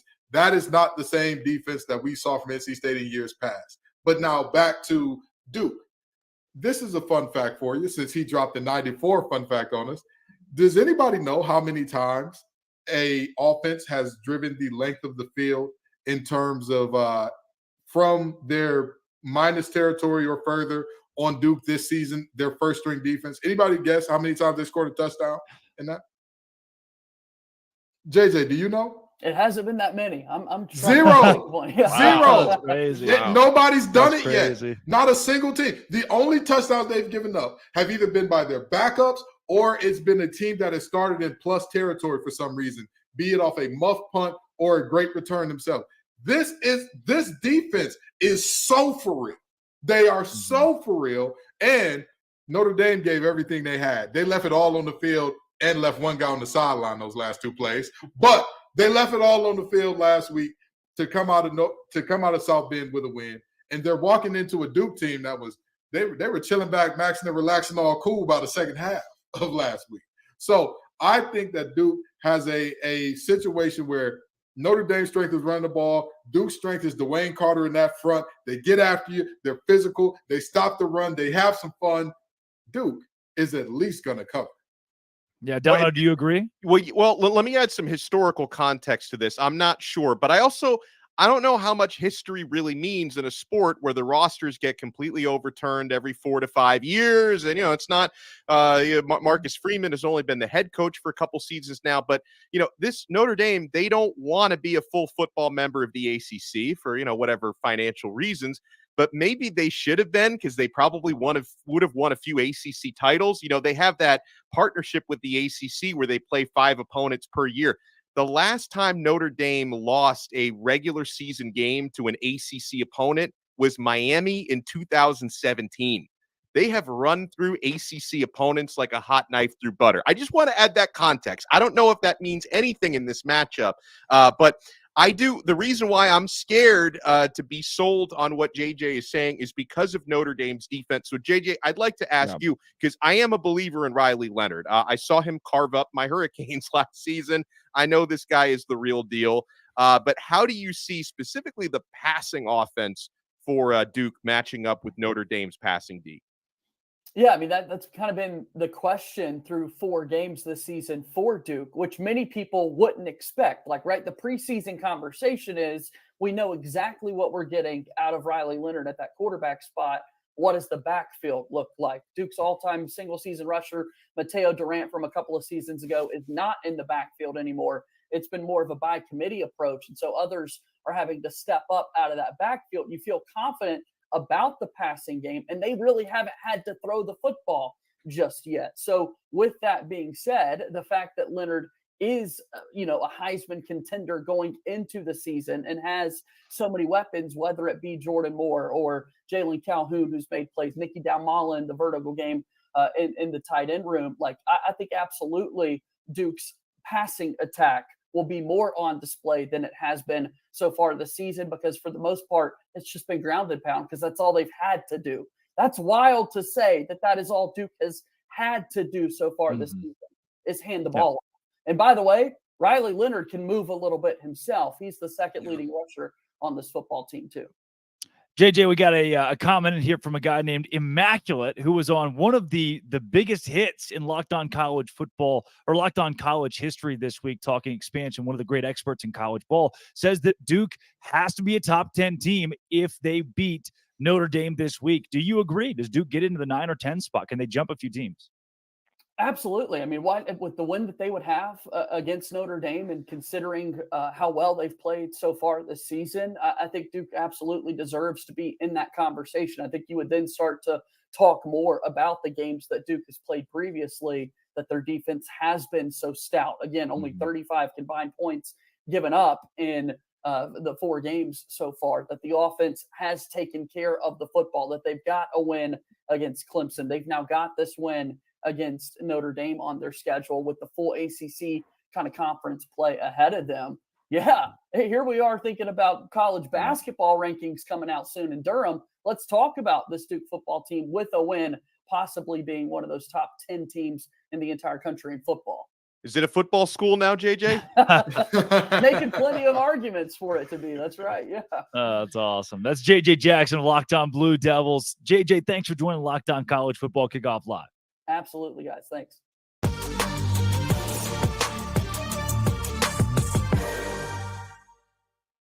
We are rolling along and headed towards our Conference Confidential Part 2.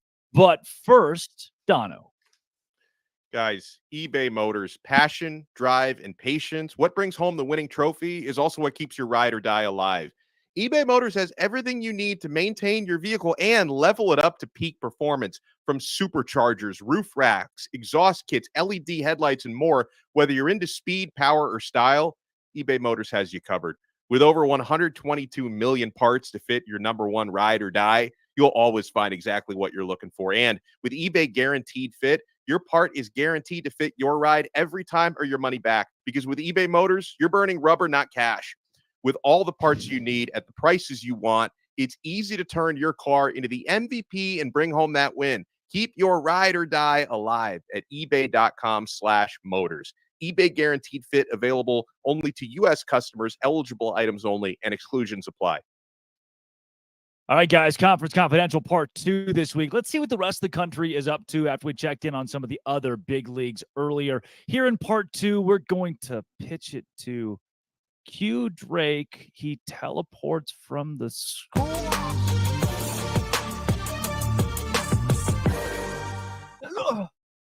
Oh my gosh. I didn't think that would actually work. Wow. Oh, huge week in the Big 12. Obviously, Texas and Kansas, one of our favorite rivalries in college football, is this week. And give me the Jayhawks plus 17 and a half some places. If you don't like the Kansas Jayhawks plus 17 and a half, you hate America. It's horns down this week. Kansas is not going to beat Texas at DKR, but at 2:30 on ABC, they're at least going to play it close. Houston and Texas Tech. Talk about a snoozer. Would rather watch a paint drying competition. Love both these teams with all my heart. Give me a team to win that game. Baylor, UCF. UCF favored by 12. I'll be in the house for this one. The Baylor Bears get smoked, which is just what happens to them. Gus Malzahn rolls over Baylor. Final score, as many points as UCF wants to score against Baylor, who has less. Iowa State, Oklahoma. 20-point line for OU. I'm seeing a lot of metrics here of Iowa State losing this game by 10. 13. Iowa State plus 20, my entire mortgage. Guess what? I don't have one. I'm 22. I still like Iowa State to make this game competitive. Their defense is that good. The offense exists. They have the ball sometimes, but the defense is good. Oklahoma's offense is not great. They showed that against Cincinnati, only scoring 20 points. If Cincinnati can cover 14.5, Iowa State can cover this week. West Virginia, TCU, Nico Marchiol. You don't know who that is, do you? Garrett Green. Probably don't know who that is. CJ Donaldson. Learn the name. West Virginia running back. He rumbles. He stumbles. TCU 12.5 point favorites. I'm not buying it. I love the dogs this week. Maybe my favorite dog, though, a team that beat an SEC team on the road. They played tonight, Friday night. They beat an SEC team on the road in Arkansas. Now they are 2-point dogs at home against Cincinnati. 2-2 Cincinnati with a loss to Miami of Ohio. BYU, money line at home. Give me the Cougs. That's all the stuff from the Big 12 this week. Our SEC Week 5 picks. We got 7 games of the conference. SEC on SEC. First up, I like Kentucky at home against Florida. I think Devin Leary gets it done despite the turnovers. Florida much improved, but the Wildcats better this week. I like Arkansas in a bounce-back game against A&M in Dallas, taking on the backup quarterback of Max Johnson. KJ Jefferson makes the plays. I like Georgia to win on the road at Auburn. Carson Beck's first true road test, but Georgia wins big. I like Mizzou to roll Vandy and improve to a perfect 5-0. I like Tennessee at home against South Carolina, but maybe take the Gamecocks to cover that plus 12 line.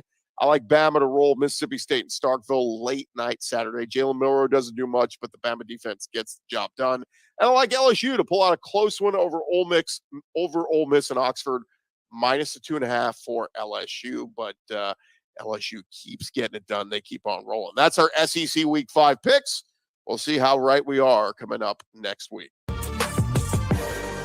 I'm Darian Gray of Locked On HBCU, and I have 2 games for you again this week that you need to look out for. One from the MEAC and one from the SWAC. So in the MEAC, you have North Carolina Central, who's going over to face Campbell from the Colonial Athletic Association. And last year, when these 2 teams faced off, it wasn't pretty for the Eagles. North Carolina Central got beat down badly. So to me, this year is all about getting the lick back. It's all about revenge. It's all about making up for it, because last year they halted a lot of momentum from public perception wise, but they halted a lot of momentum for the North Carolina Central Eagles. This year, they have all the momentum already.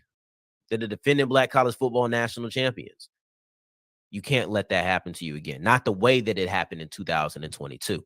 Now you look over to the other side in the SWAC, and I'm looking for the showdown between Prairie View A&M and Grambling, because this is a State Fair Classic. It's going to be in Dallas, Texas. It's a great event. But beyond that, these are the 2 teams in the SWAC West that are trending upward. And now they get to face off against each other. One could even argue that this is SWAC West supremacy on the line. I'm excited to see the quarterbacks of Trayvon Conley and Miles Crawley go against each other. Both teams have really good running back duos. Those 2 are going to go against each other. We'll see if Graham is able to air out a defensive secondary that PV says needs to improve. Meanwhile, PV is a team that you can never count out, and we'll see if Grambling can put them away at any moment if given the chance. This will be a very exciting football game. You have North Carolina Central versus Campbell, and you also have Prairie View A&M versus Grambling. To see the outcome and hear breakdowns of these 2 games, you can check me out on Locked On HBCU every single day, Monday through Friday. And you can also follow me on Twitter at South Exclusives. That was part 2 of Conference Confidentials. We've taken you all around America this week. Guys, we've done it every week to this point. It had plenty of names in there on our LinkedIn. Who needs to improve their LinkedIn, brush up on their LinkedIn and update that page? That is coming up next. But first, Dono.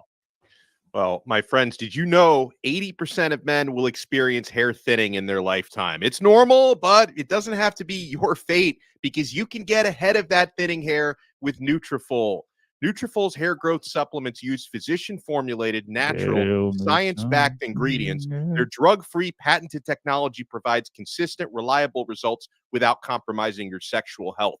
Nutrafol supports healthy hair growth from within by targeting root causes of thinning, such as stress, hormones, environment, nutrition, lifestyle, and metabolism through whole-body health. Take the first step into visibly thicker, healthier hair. For a limited time, Nutrafol is offering our listeners $10 off your first month's subscription and free shipping when you go to Nutrafol.com/men and enter the promo code LOCKEDONCollege. Find out why over 4,000 healthcare professionals recommend Nutrafol for healthier hair.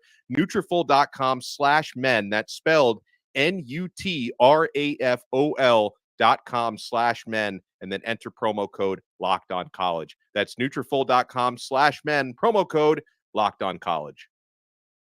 All right, guys. Who needs to update the LinkedIn today? By the way, this segment brought to you by both LinkedIn and Butch Jones, who has been a consistent contender who got a win this week, an upset win against Southern Mississippi. Congrats to you and yours, Butch.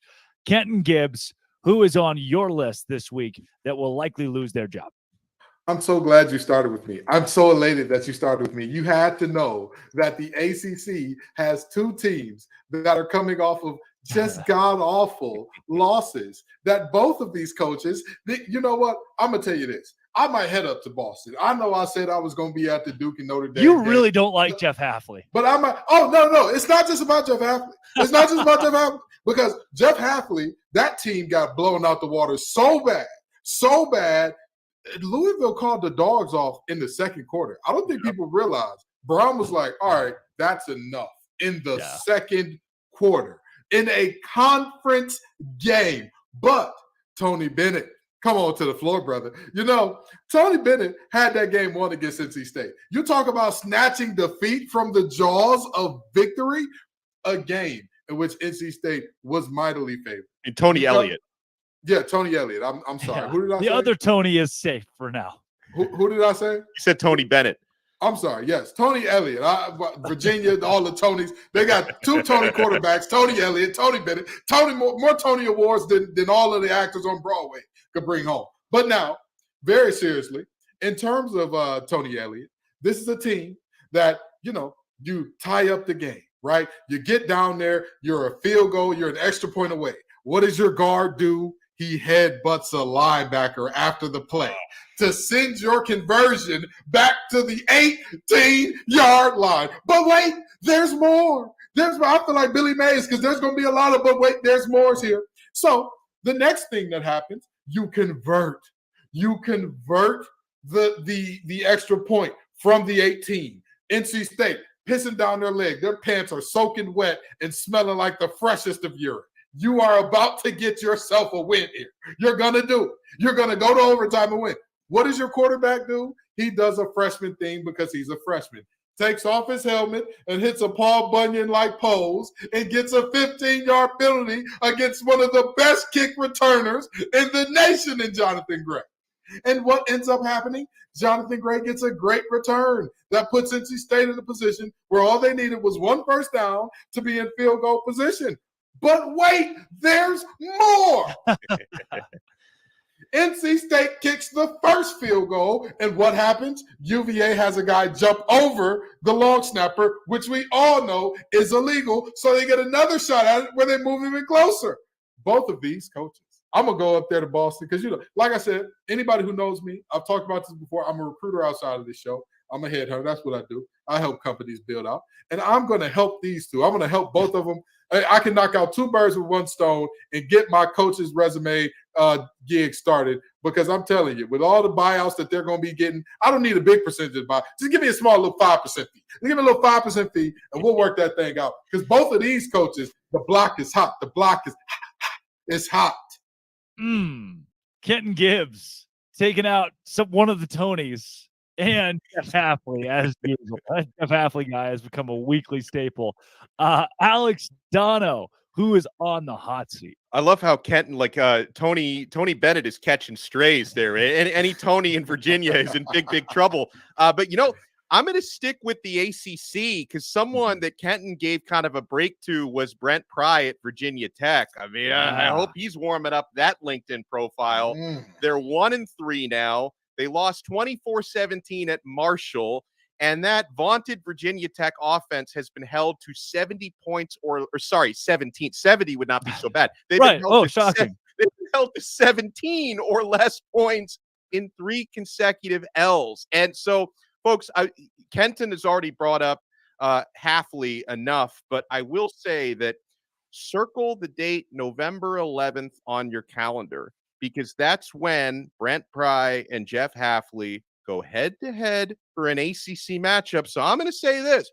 Assuming both of those coaches are still gainfully employed for that matchup on November 11th, we might have a good old-fashioned loser leaves town match, right? The loser of that game may not survive Got to go.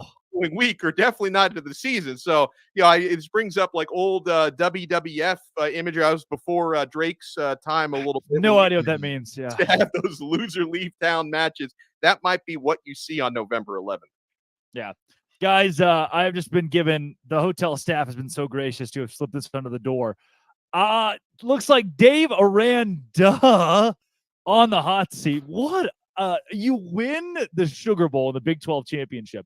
Then last week against Texas, granted a good Texas team, but usually when a team loses, you say, oh, they lost the number 3 team in the country, right? They were supposed to lose. When a team makes it into the red zone 6 times and scores 6 points, that is almost hard to do.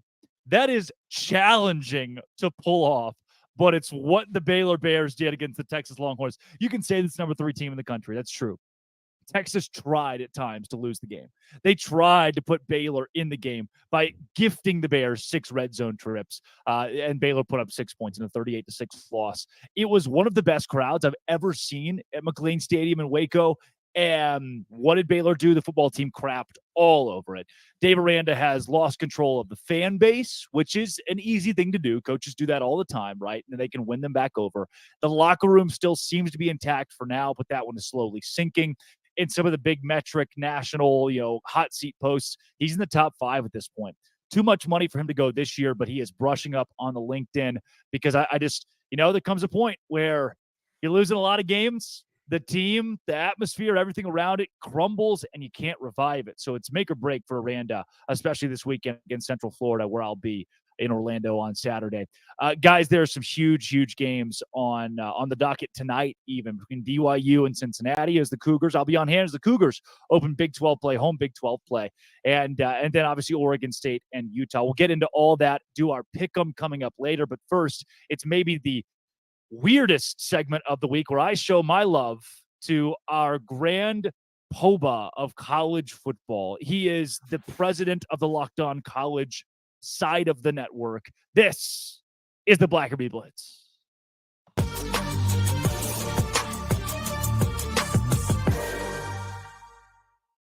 It is the Blackerby Blitz. That is the president of the Locked On College football realm, Zach Blackerby. I am Drake Toll, just here so I don't get fired. Thanks, boss, for joining the show today. Of course. As we blitz through some of these big headlines, I keep coming back to this Colorado deal. This one may be my favorite weird one, though. Remember that a couple of weeks ago, Deion Sanders talked about how this is just football, things happen. Well, the kid, Blackburn, who hit Travis Hunter, took him bowling this week. And I think that's weird, Zach. I think it's weird too, but we've seen this all the time. We've seen dudes get into fights, right? And then they become best friends for the rest of their lives. Maybe that's what happened. Also, Blackburn, maybe he doesn't want to become, I'm just the guy who hit Travis Hunter. Maybe this is a strategic play on his part. Yeah, he's still just the guy who hit Travis Hunter, by the way. Speaking of people who got hit, the Deion Sanders entire football team talking trash pregame. Oregon publishes a lot of what they said in their cinematic recap of the win over Colorado. Colorado got thumped. Is this the end of the Deion Sanders era? Well, first off, incredible troll job by Oregon. Totally savage. It's like, we're catching all of this. We have all the receipts, and then we showed everyone the receipts shortly after the game was over. Incredible, like caught in 4K type stuff for the Colorado Buffs. I don't think it's over. I do think it's kind of what we thought it would be, though, Drake. This is a Pac-12 conference that, though it's about to fall apart and crumble, it's going out with a bang. And their schedule's not going to get any easier. So I think a lot of people are going to hop off, especially after the next few weeks, if they pick up a few more losses. But to me, Colorado has already overachieved this season. I think Deion has already kind of done enough of the proof of concept. He's able to go to guys and say, I need offensive linemen, I need defensive linemen, I need help. But we're close. We're a lot closer than we used to be. And so I don't know. I mean, they may be a bad football team, but I think they're better than what we thought they were going into the year. Michigan State has now officially fired Mel Tucker, proving to people everywhere, don't have non-consensual phone sex, especially with someone who is a sexual assault survivor advocate who you've invited to your university multiple times. This dumpster fire finally has a bow on it. Mel Tucker is gone. Yeah, I got the notification from several apps saying Mel Tucker now fired. And I'm like, oh, I guess, yeah, that technically hasn't happened yet, but I'm kind of done talking about it. Drake, Mel Tucker, get out of here. Your coaching career is probably over. He is done. I don't know. There are some different therapy programs, different therapy college football programs that hire the like. We'll see if he makes a return at one of those. Oh yeah, maybe he's a grad assistant in Alabama in 2 years. Yes, maybe he is, where he's already been. The playoff committee met this week and said, you know what? Nah, for now, let's stick with 12. What do you think about that? I think 12 is a good number. I'm still a fan of staying at 4. I know a lot of people are against that, and 12 means more college football, which is certainly a good thing. But I think regardless of what we do, it's going to water down what it means to be a playoff team.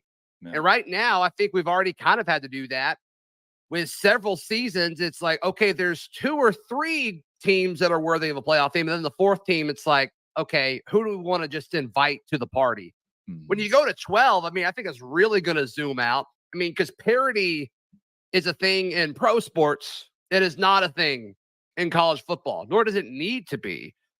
And I just think when you bring in 12 teams, I don't know if that's necessarily good for the sport, but it may be good for the fan, and that's all that matters. Two sides to this. One, parity in college football does not result in viewership. The Big 12 is a great example. There's no big dog. There's no national championship contender in the new Big 12, which means that there aren't 10 million eyeballs that are zooming in on somebody. Maybe Deion Sanders just because of the Deion experience. Yeah. On the flip side, 12 means $320 million per conference from ESPN, which right now is 5 conferences. Zach, technically with a grace period, Washington State and Oregon State are still in the Pac-12 for a couple of years. They could walk into $160 million each if ESPN doesn't move them elsewhere. Man, just keep showing up, Washington State and Oregon State. I mean, what a gift. What a gift from ESPN if that were to all happen. But they got to figure something out. And, you know, we saw a few reports. You and I texted about it. They're going to try to operate as a 2-team conference. That was one of the things that they discussed. And it's like, no, that's not a conference. I hate to break it to you. That's not a conference. Those are 2 teams that are about to become trust fund babies. And look, I'm not gonna fault you for it, but I am gonna be a little jealous. You know, Zach, the Auburn Tigers lost to a team that could probably win the national championship in Texas A&M. You know, you're going to lose to some really good teams out there. Just felt like this Auburn team still has 11-1 prowess. You said it, not me, but I do think they lose this weekend. So maybe 10-2 is still on the table for the Tigers. And yes, my one Auburn question for the week. Ole Miss this week, I found it really heartfelt that they are celebrating their 2003 national championship team. They won the championship, right? They're honoring their 2003 team against LSU, and they won exactly nothing. They didn't win the West. They didn't win the conference. No, but they had Eli Manning on that team. Ole Miss, what are you doing? What are you doing?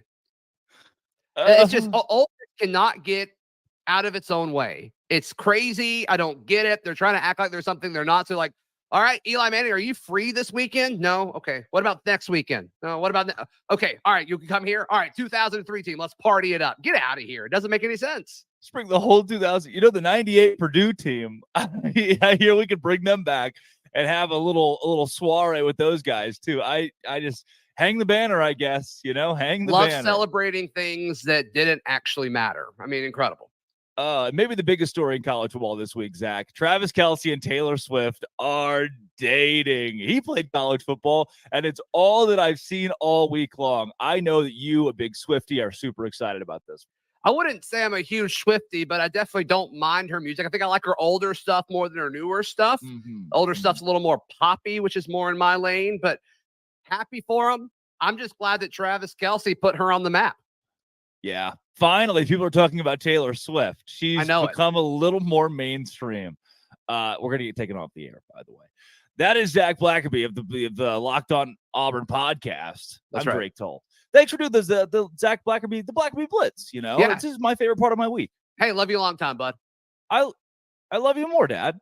This is Locked On College Football Kickoff Live. That was the Blackerby Blitz.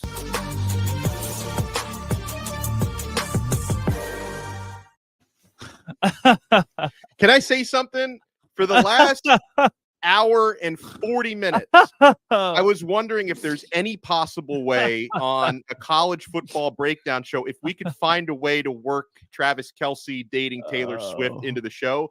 And Drake told you found a way to do it by pointing out that, yeah, at some point Travis Kelce played college. I don't even remember where he played college football. Cincinnati with his brother. How did you forget that? No, I mean, I'm letting him carry my fantasy team. He's a chief to me. All right. He was a smash then. He's a smash. He's a smash with Taylor Swift.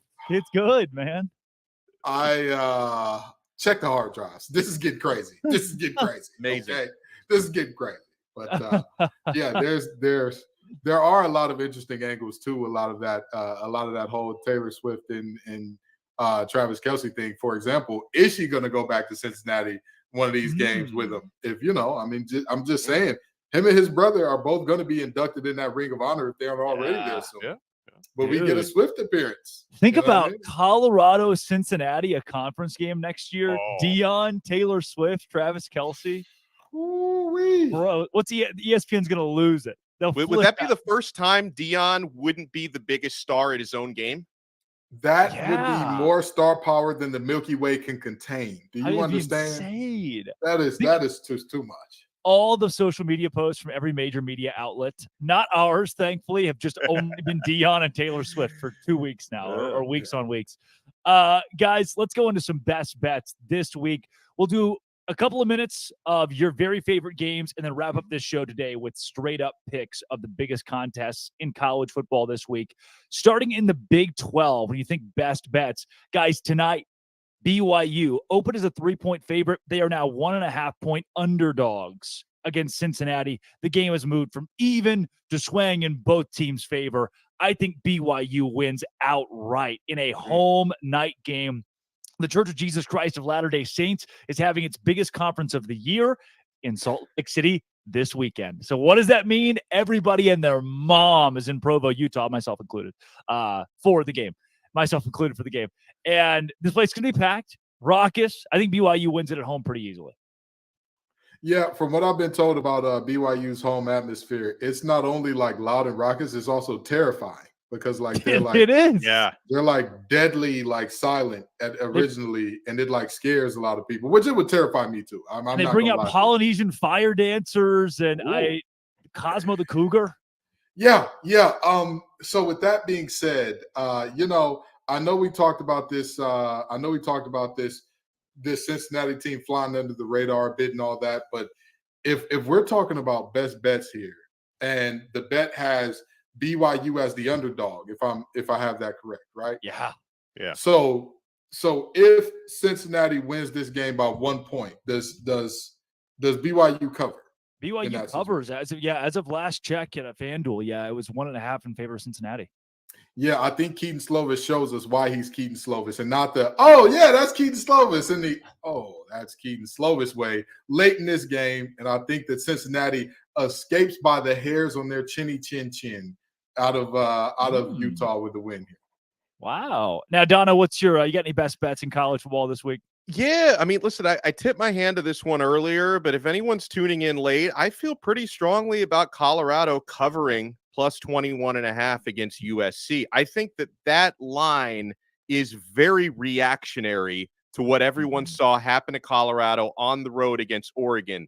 This time around, they're at home. Is USC the better team? Absolutely. But they don't really have a defense, guys. And Colorado is going to score. I think I see USC winning this game by 10, 13 points, not really much more than that. So plus 21.5. Again, I think that was an overreaction to what happened last week. In fact, if you go with the sharps, right, and I don't care what percentage of bets have been coming in on USC because a higher percentage of bets have come in on them. A higher percentage of the money is coming in on Colorado because they were 24.5-point underdogs when the line opened. That has shrunk by 3 points. I'm still comfortable taking Colorado at plus 21.5. Yeah. Kenton, best bets tonight, tomorrow, whatever. You know, I hate to say this, and I hate to do this to my boys, but I got to do it. I bet with NC State once, and they let me down. They disappointed me. They had me sitting here saying, how under God's green earth did this happen in terms of playing Virginia, a team that's dead last in the conference in both offense and defense, into a game where Virginia should have very well won it. And with that being said, I believe the line opened for this Friday Night Lights blackout at, I want to say 6.5 or 7 points. I think Louisville takes care of that comfortably. Their offense is, to say they're explosive, I'm talking there you just had Chipotle and Taco Bell and Little Caesars in the same day type of explosive. I mean, it's going to be a great sight in terms of if you give Johar Jordan a crease, he's gone. Bye. See you later, brother. More power to you. Go bang your head on the goalpost. Jamari Thrash is a touchdown machine out wide. The only chance that NC State has to not allow Louisville to cover is if they absolutely decimate Jake Plummer, which is something that I'm not sure that they can do. There's a world, or not sure that they will do. They can do it if they're firing at their highest clip, but I'm not sure that they will. Yeah. Guys, looking around college football, James Madison -3 at home against South Alabama. I love that being a lock of the week. Syracuse plus a touchdown at home against Clemson. Give me the orange. I think they at least keep that game within a score. Around the Big 12, too, I love West Virginia covering 14 against a TCU team that's good, but West Virginia's running game and defense are both so solid. TCU wins 20-14. West Virginia certainly covers 14 points. Iowa State, Oklahoma. I actually have Iowa State plus 21 at OU because of that defense that Matt Campbell has put together and the offensive explosion they had last week. Then UCF, who hosts Baylor this week, they're 11.5-point favorites. That line keeps moving in favor of Baylor, which I think is a mistake. I've got UCF winning that game by 13 points or more. 13 is the minimum for UCF. They cover 11.5. Give me UCF over Baylor. Now, guys, any more big picks before we get into the straight ups on the biggest Let me game? say this. This is a pretty big number, but I don't know if I can see Nebraska even being within 17 points against Michigan. I don't know what I'm missing here. I mean, to me, Michigan, I look at them as a bona fide college football playoff championship contender, and Nebraska is still Nebraska. Even if they made a positive coaching change, I think it's going to take Matt Rule a little bit more time to make that program respectable. I think Michigan, who's only giving 17.5 points, is going to win that game by 3 or more touchdowns. Kenton? Yeah, I don't have any more. I'm not much of a betting guy, so I'm not going to sit here and pretend that I've been following the lines and tracking them closely. I make sure that I keep 1 or 2 in the tuck just because I know Drake's going to call on me. And, you know, you got to have an answer when the teacher wants to call on you during popcorn reading. But I'm not the betting guy. I'll leave that to the Italian ad guy over there. Somebody called me in the chat. I love it. I'm even wearing the old school Italian hat today. I'm full blown. He is for sure going to make us an offer we cannot refuse on these bets today. Right. Well, hopefully Dono and I can win you some money. And guys, let's get into the straight up picks this week. It is a noon kickoff in the Big Ten. Penn State is at Northwestern. Northwestern just beat Minnesota. Is there any way the Wildcats get an upset? Dono, who wins? Maybe if they get a miracle, they can get an upset. But no, the Penn State Nittany Lions, they're winning. And for what it's worth, I know this isn't a betting segment anymore. I also think they're covering. I am bullish on Penn State. Kenton Gibbs? Penn State whoops the claws off the Cats. This is not going to be a good game by any stretch of the imagination. This is you talk about the loss of a coach coming and how that disrupts a program. If you look at the circumstances and the timing under which Pat Fitzgerald was dismissed, there's a reason that this team is as bad as they are. With all due respect, PJ Fleck, you losing that game is more of a reflection on you than it is a positive on Northwestern. Penn State and James Franklin whooped the wheels off them. It's Penn State for sure. This one though, USC Colorado gets a bit more interesting. See, USC has yet to play a legitimate opponent. They've beaten Arizona State, Stanford, Nevada, and San Jose State, whereas Colorado has big wins over Nebraska and a close win against TCU on the road. The Buffs, give me Colorado in a noontime upset over USC this week. And Dono, it looks like you're not going to agree. No, listen, I thought I was going to be the one who said the nicest thing about Colorado today because I'm pretty confident they cover, but no, they don't win. This is going to be a good old-fashioned shootout. Give me the reigning Heisman Trophy winner. Give me Lincoln Riley. Give me that offense. I just think USC are the better team. I don't think they're going to win it as comfortably as a lot of folks think. And because, again, noon kickoff on the road for a team that's going to feel like 9 a.m. for them, but they still win. Kenton. I hate to say this, but the deciding factor in this game is not going to be the person that everybody thinks, because everybody is thinking, oh, it's going to be Shedeur versus Caleb Williams, and that's going to be the situation here. I'm telling you right now, this game is going to be about Zachariah Branch. The country may not know who he is yet. Zachariah Branch is a freshman do-everything guy. He is being compared to Percy Harvin and Tyreek Hill and guys of that ilk. He is all that and some. And I am telling you, Colorado does not have a single player that can match up with him in any situation to where you can say, I feel comfortable with my guy against his guy in space. Now, here's the problem with that. Lincoln Riley is better than anybody in the nation, potentially anybody in history, at getting his guy against your guy who he knows you can't do anything with him. I think Colorado covers, but it hurts my spirit to be a Detroiter and not pick Buffs. But we're going to go with that's a reference to cardiac glasses if y'all don't know. We're going to go with the Trojans here. Fight on. It is the Swamp headed to the Bluegrass State, Florida, in Lexington. Dono, do you take Kentucky or the Gators? I think Kentucky wins a close one. My confidence level on this is basically 50-50 between these two sides. Now, I will say our guy Brandon from Locked On Gators gave us a little bit of a negative insight, a reminder that probably doesn't help his cause very much, that the last time Florida went into Kentucky, Florida center, who is still their center, committed 7 penalties. Might want to cut that down a little bit, but I'm going to go with Leary and the Wildcats to win a close one. Kenton. Devin Leary, can you do something for me? The running game is going to be phenomenal. They're going to do everything that they can to run the ball. Or let me not say phenomenal. The running game is going to be the focal point for Kentucky. Yeah. That is what they're going to want to get established more than anything else. Can they do that against Florida right away and straight away? I'm not sure. But if Devin Leary can be enough, if he can be serviceable to good, I think that Kentucky comes away with this game. And with that being said, I think that he definitely will, despite the best protests of Brendan and all the muting in the world, will not be able to mute what is going to happen to his Gators tomorrow. The board loves Kentucky, all three of us riding the Wildcats.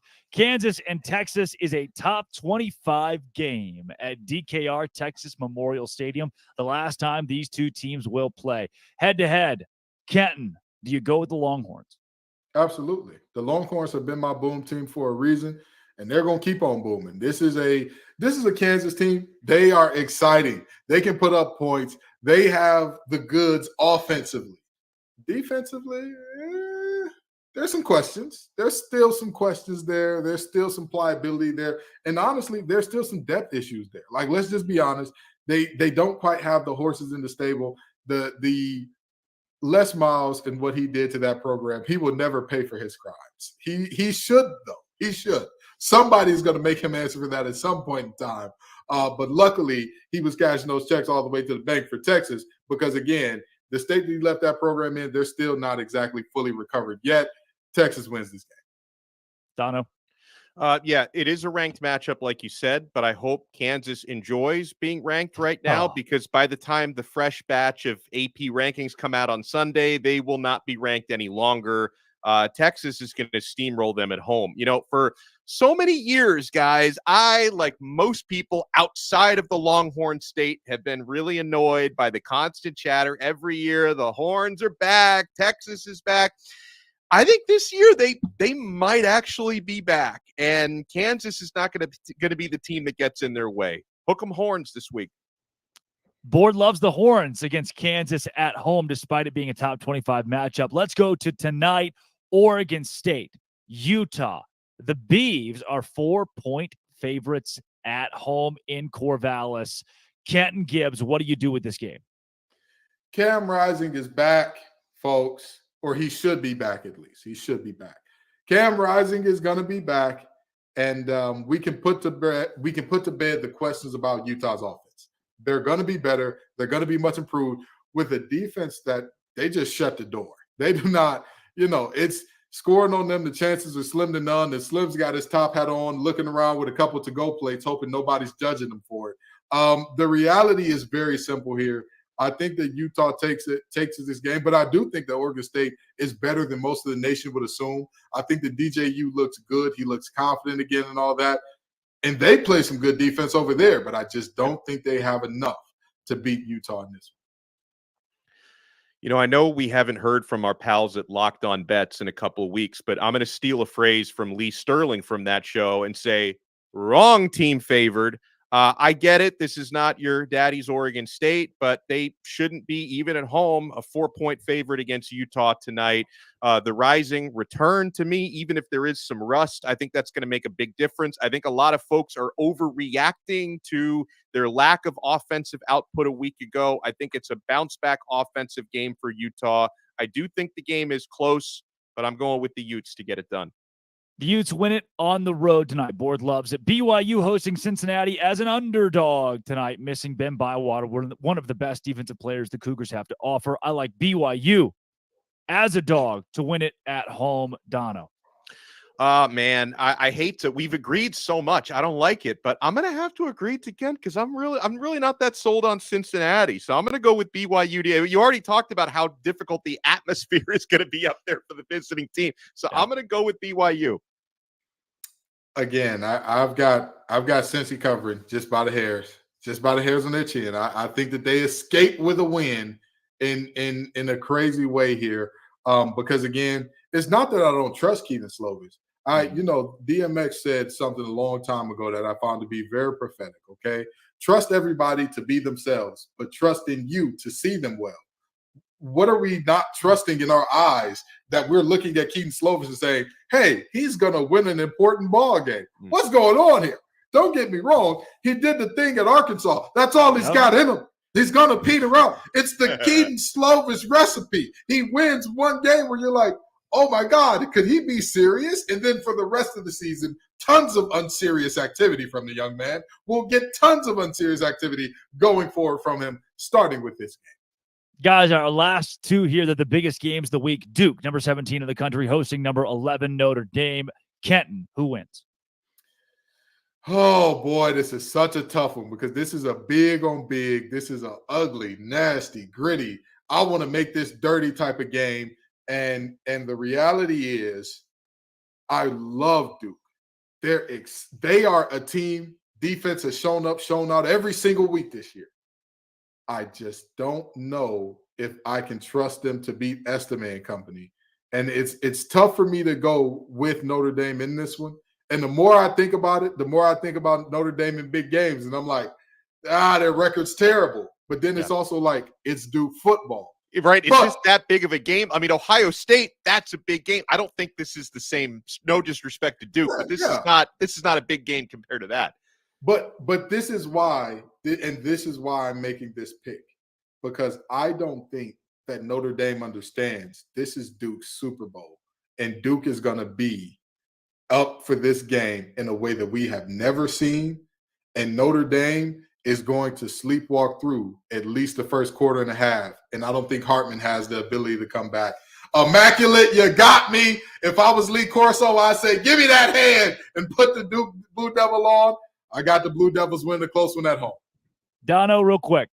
As an old school Miami fan, nothing pains me more than picking Notre Dame to win a game. But unfortunately, I've got the Fighting Irish winning a close one at Duke.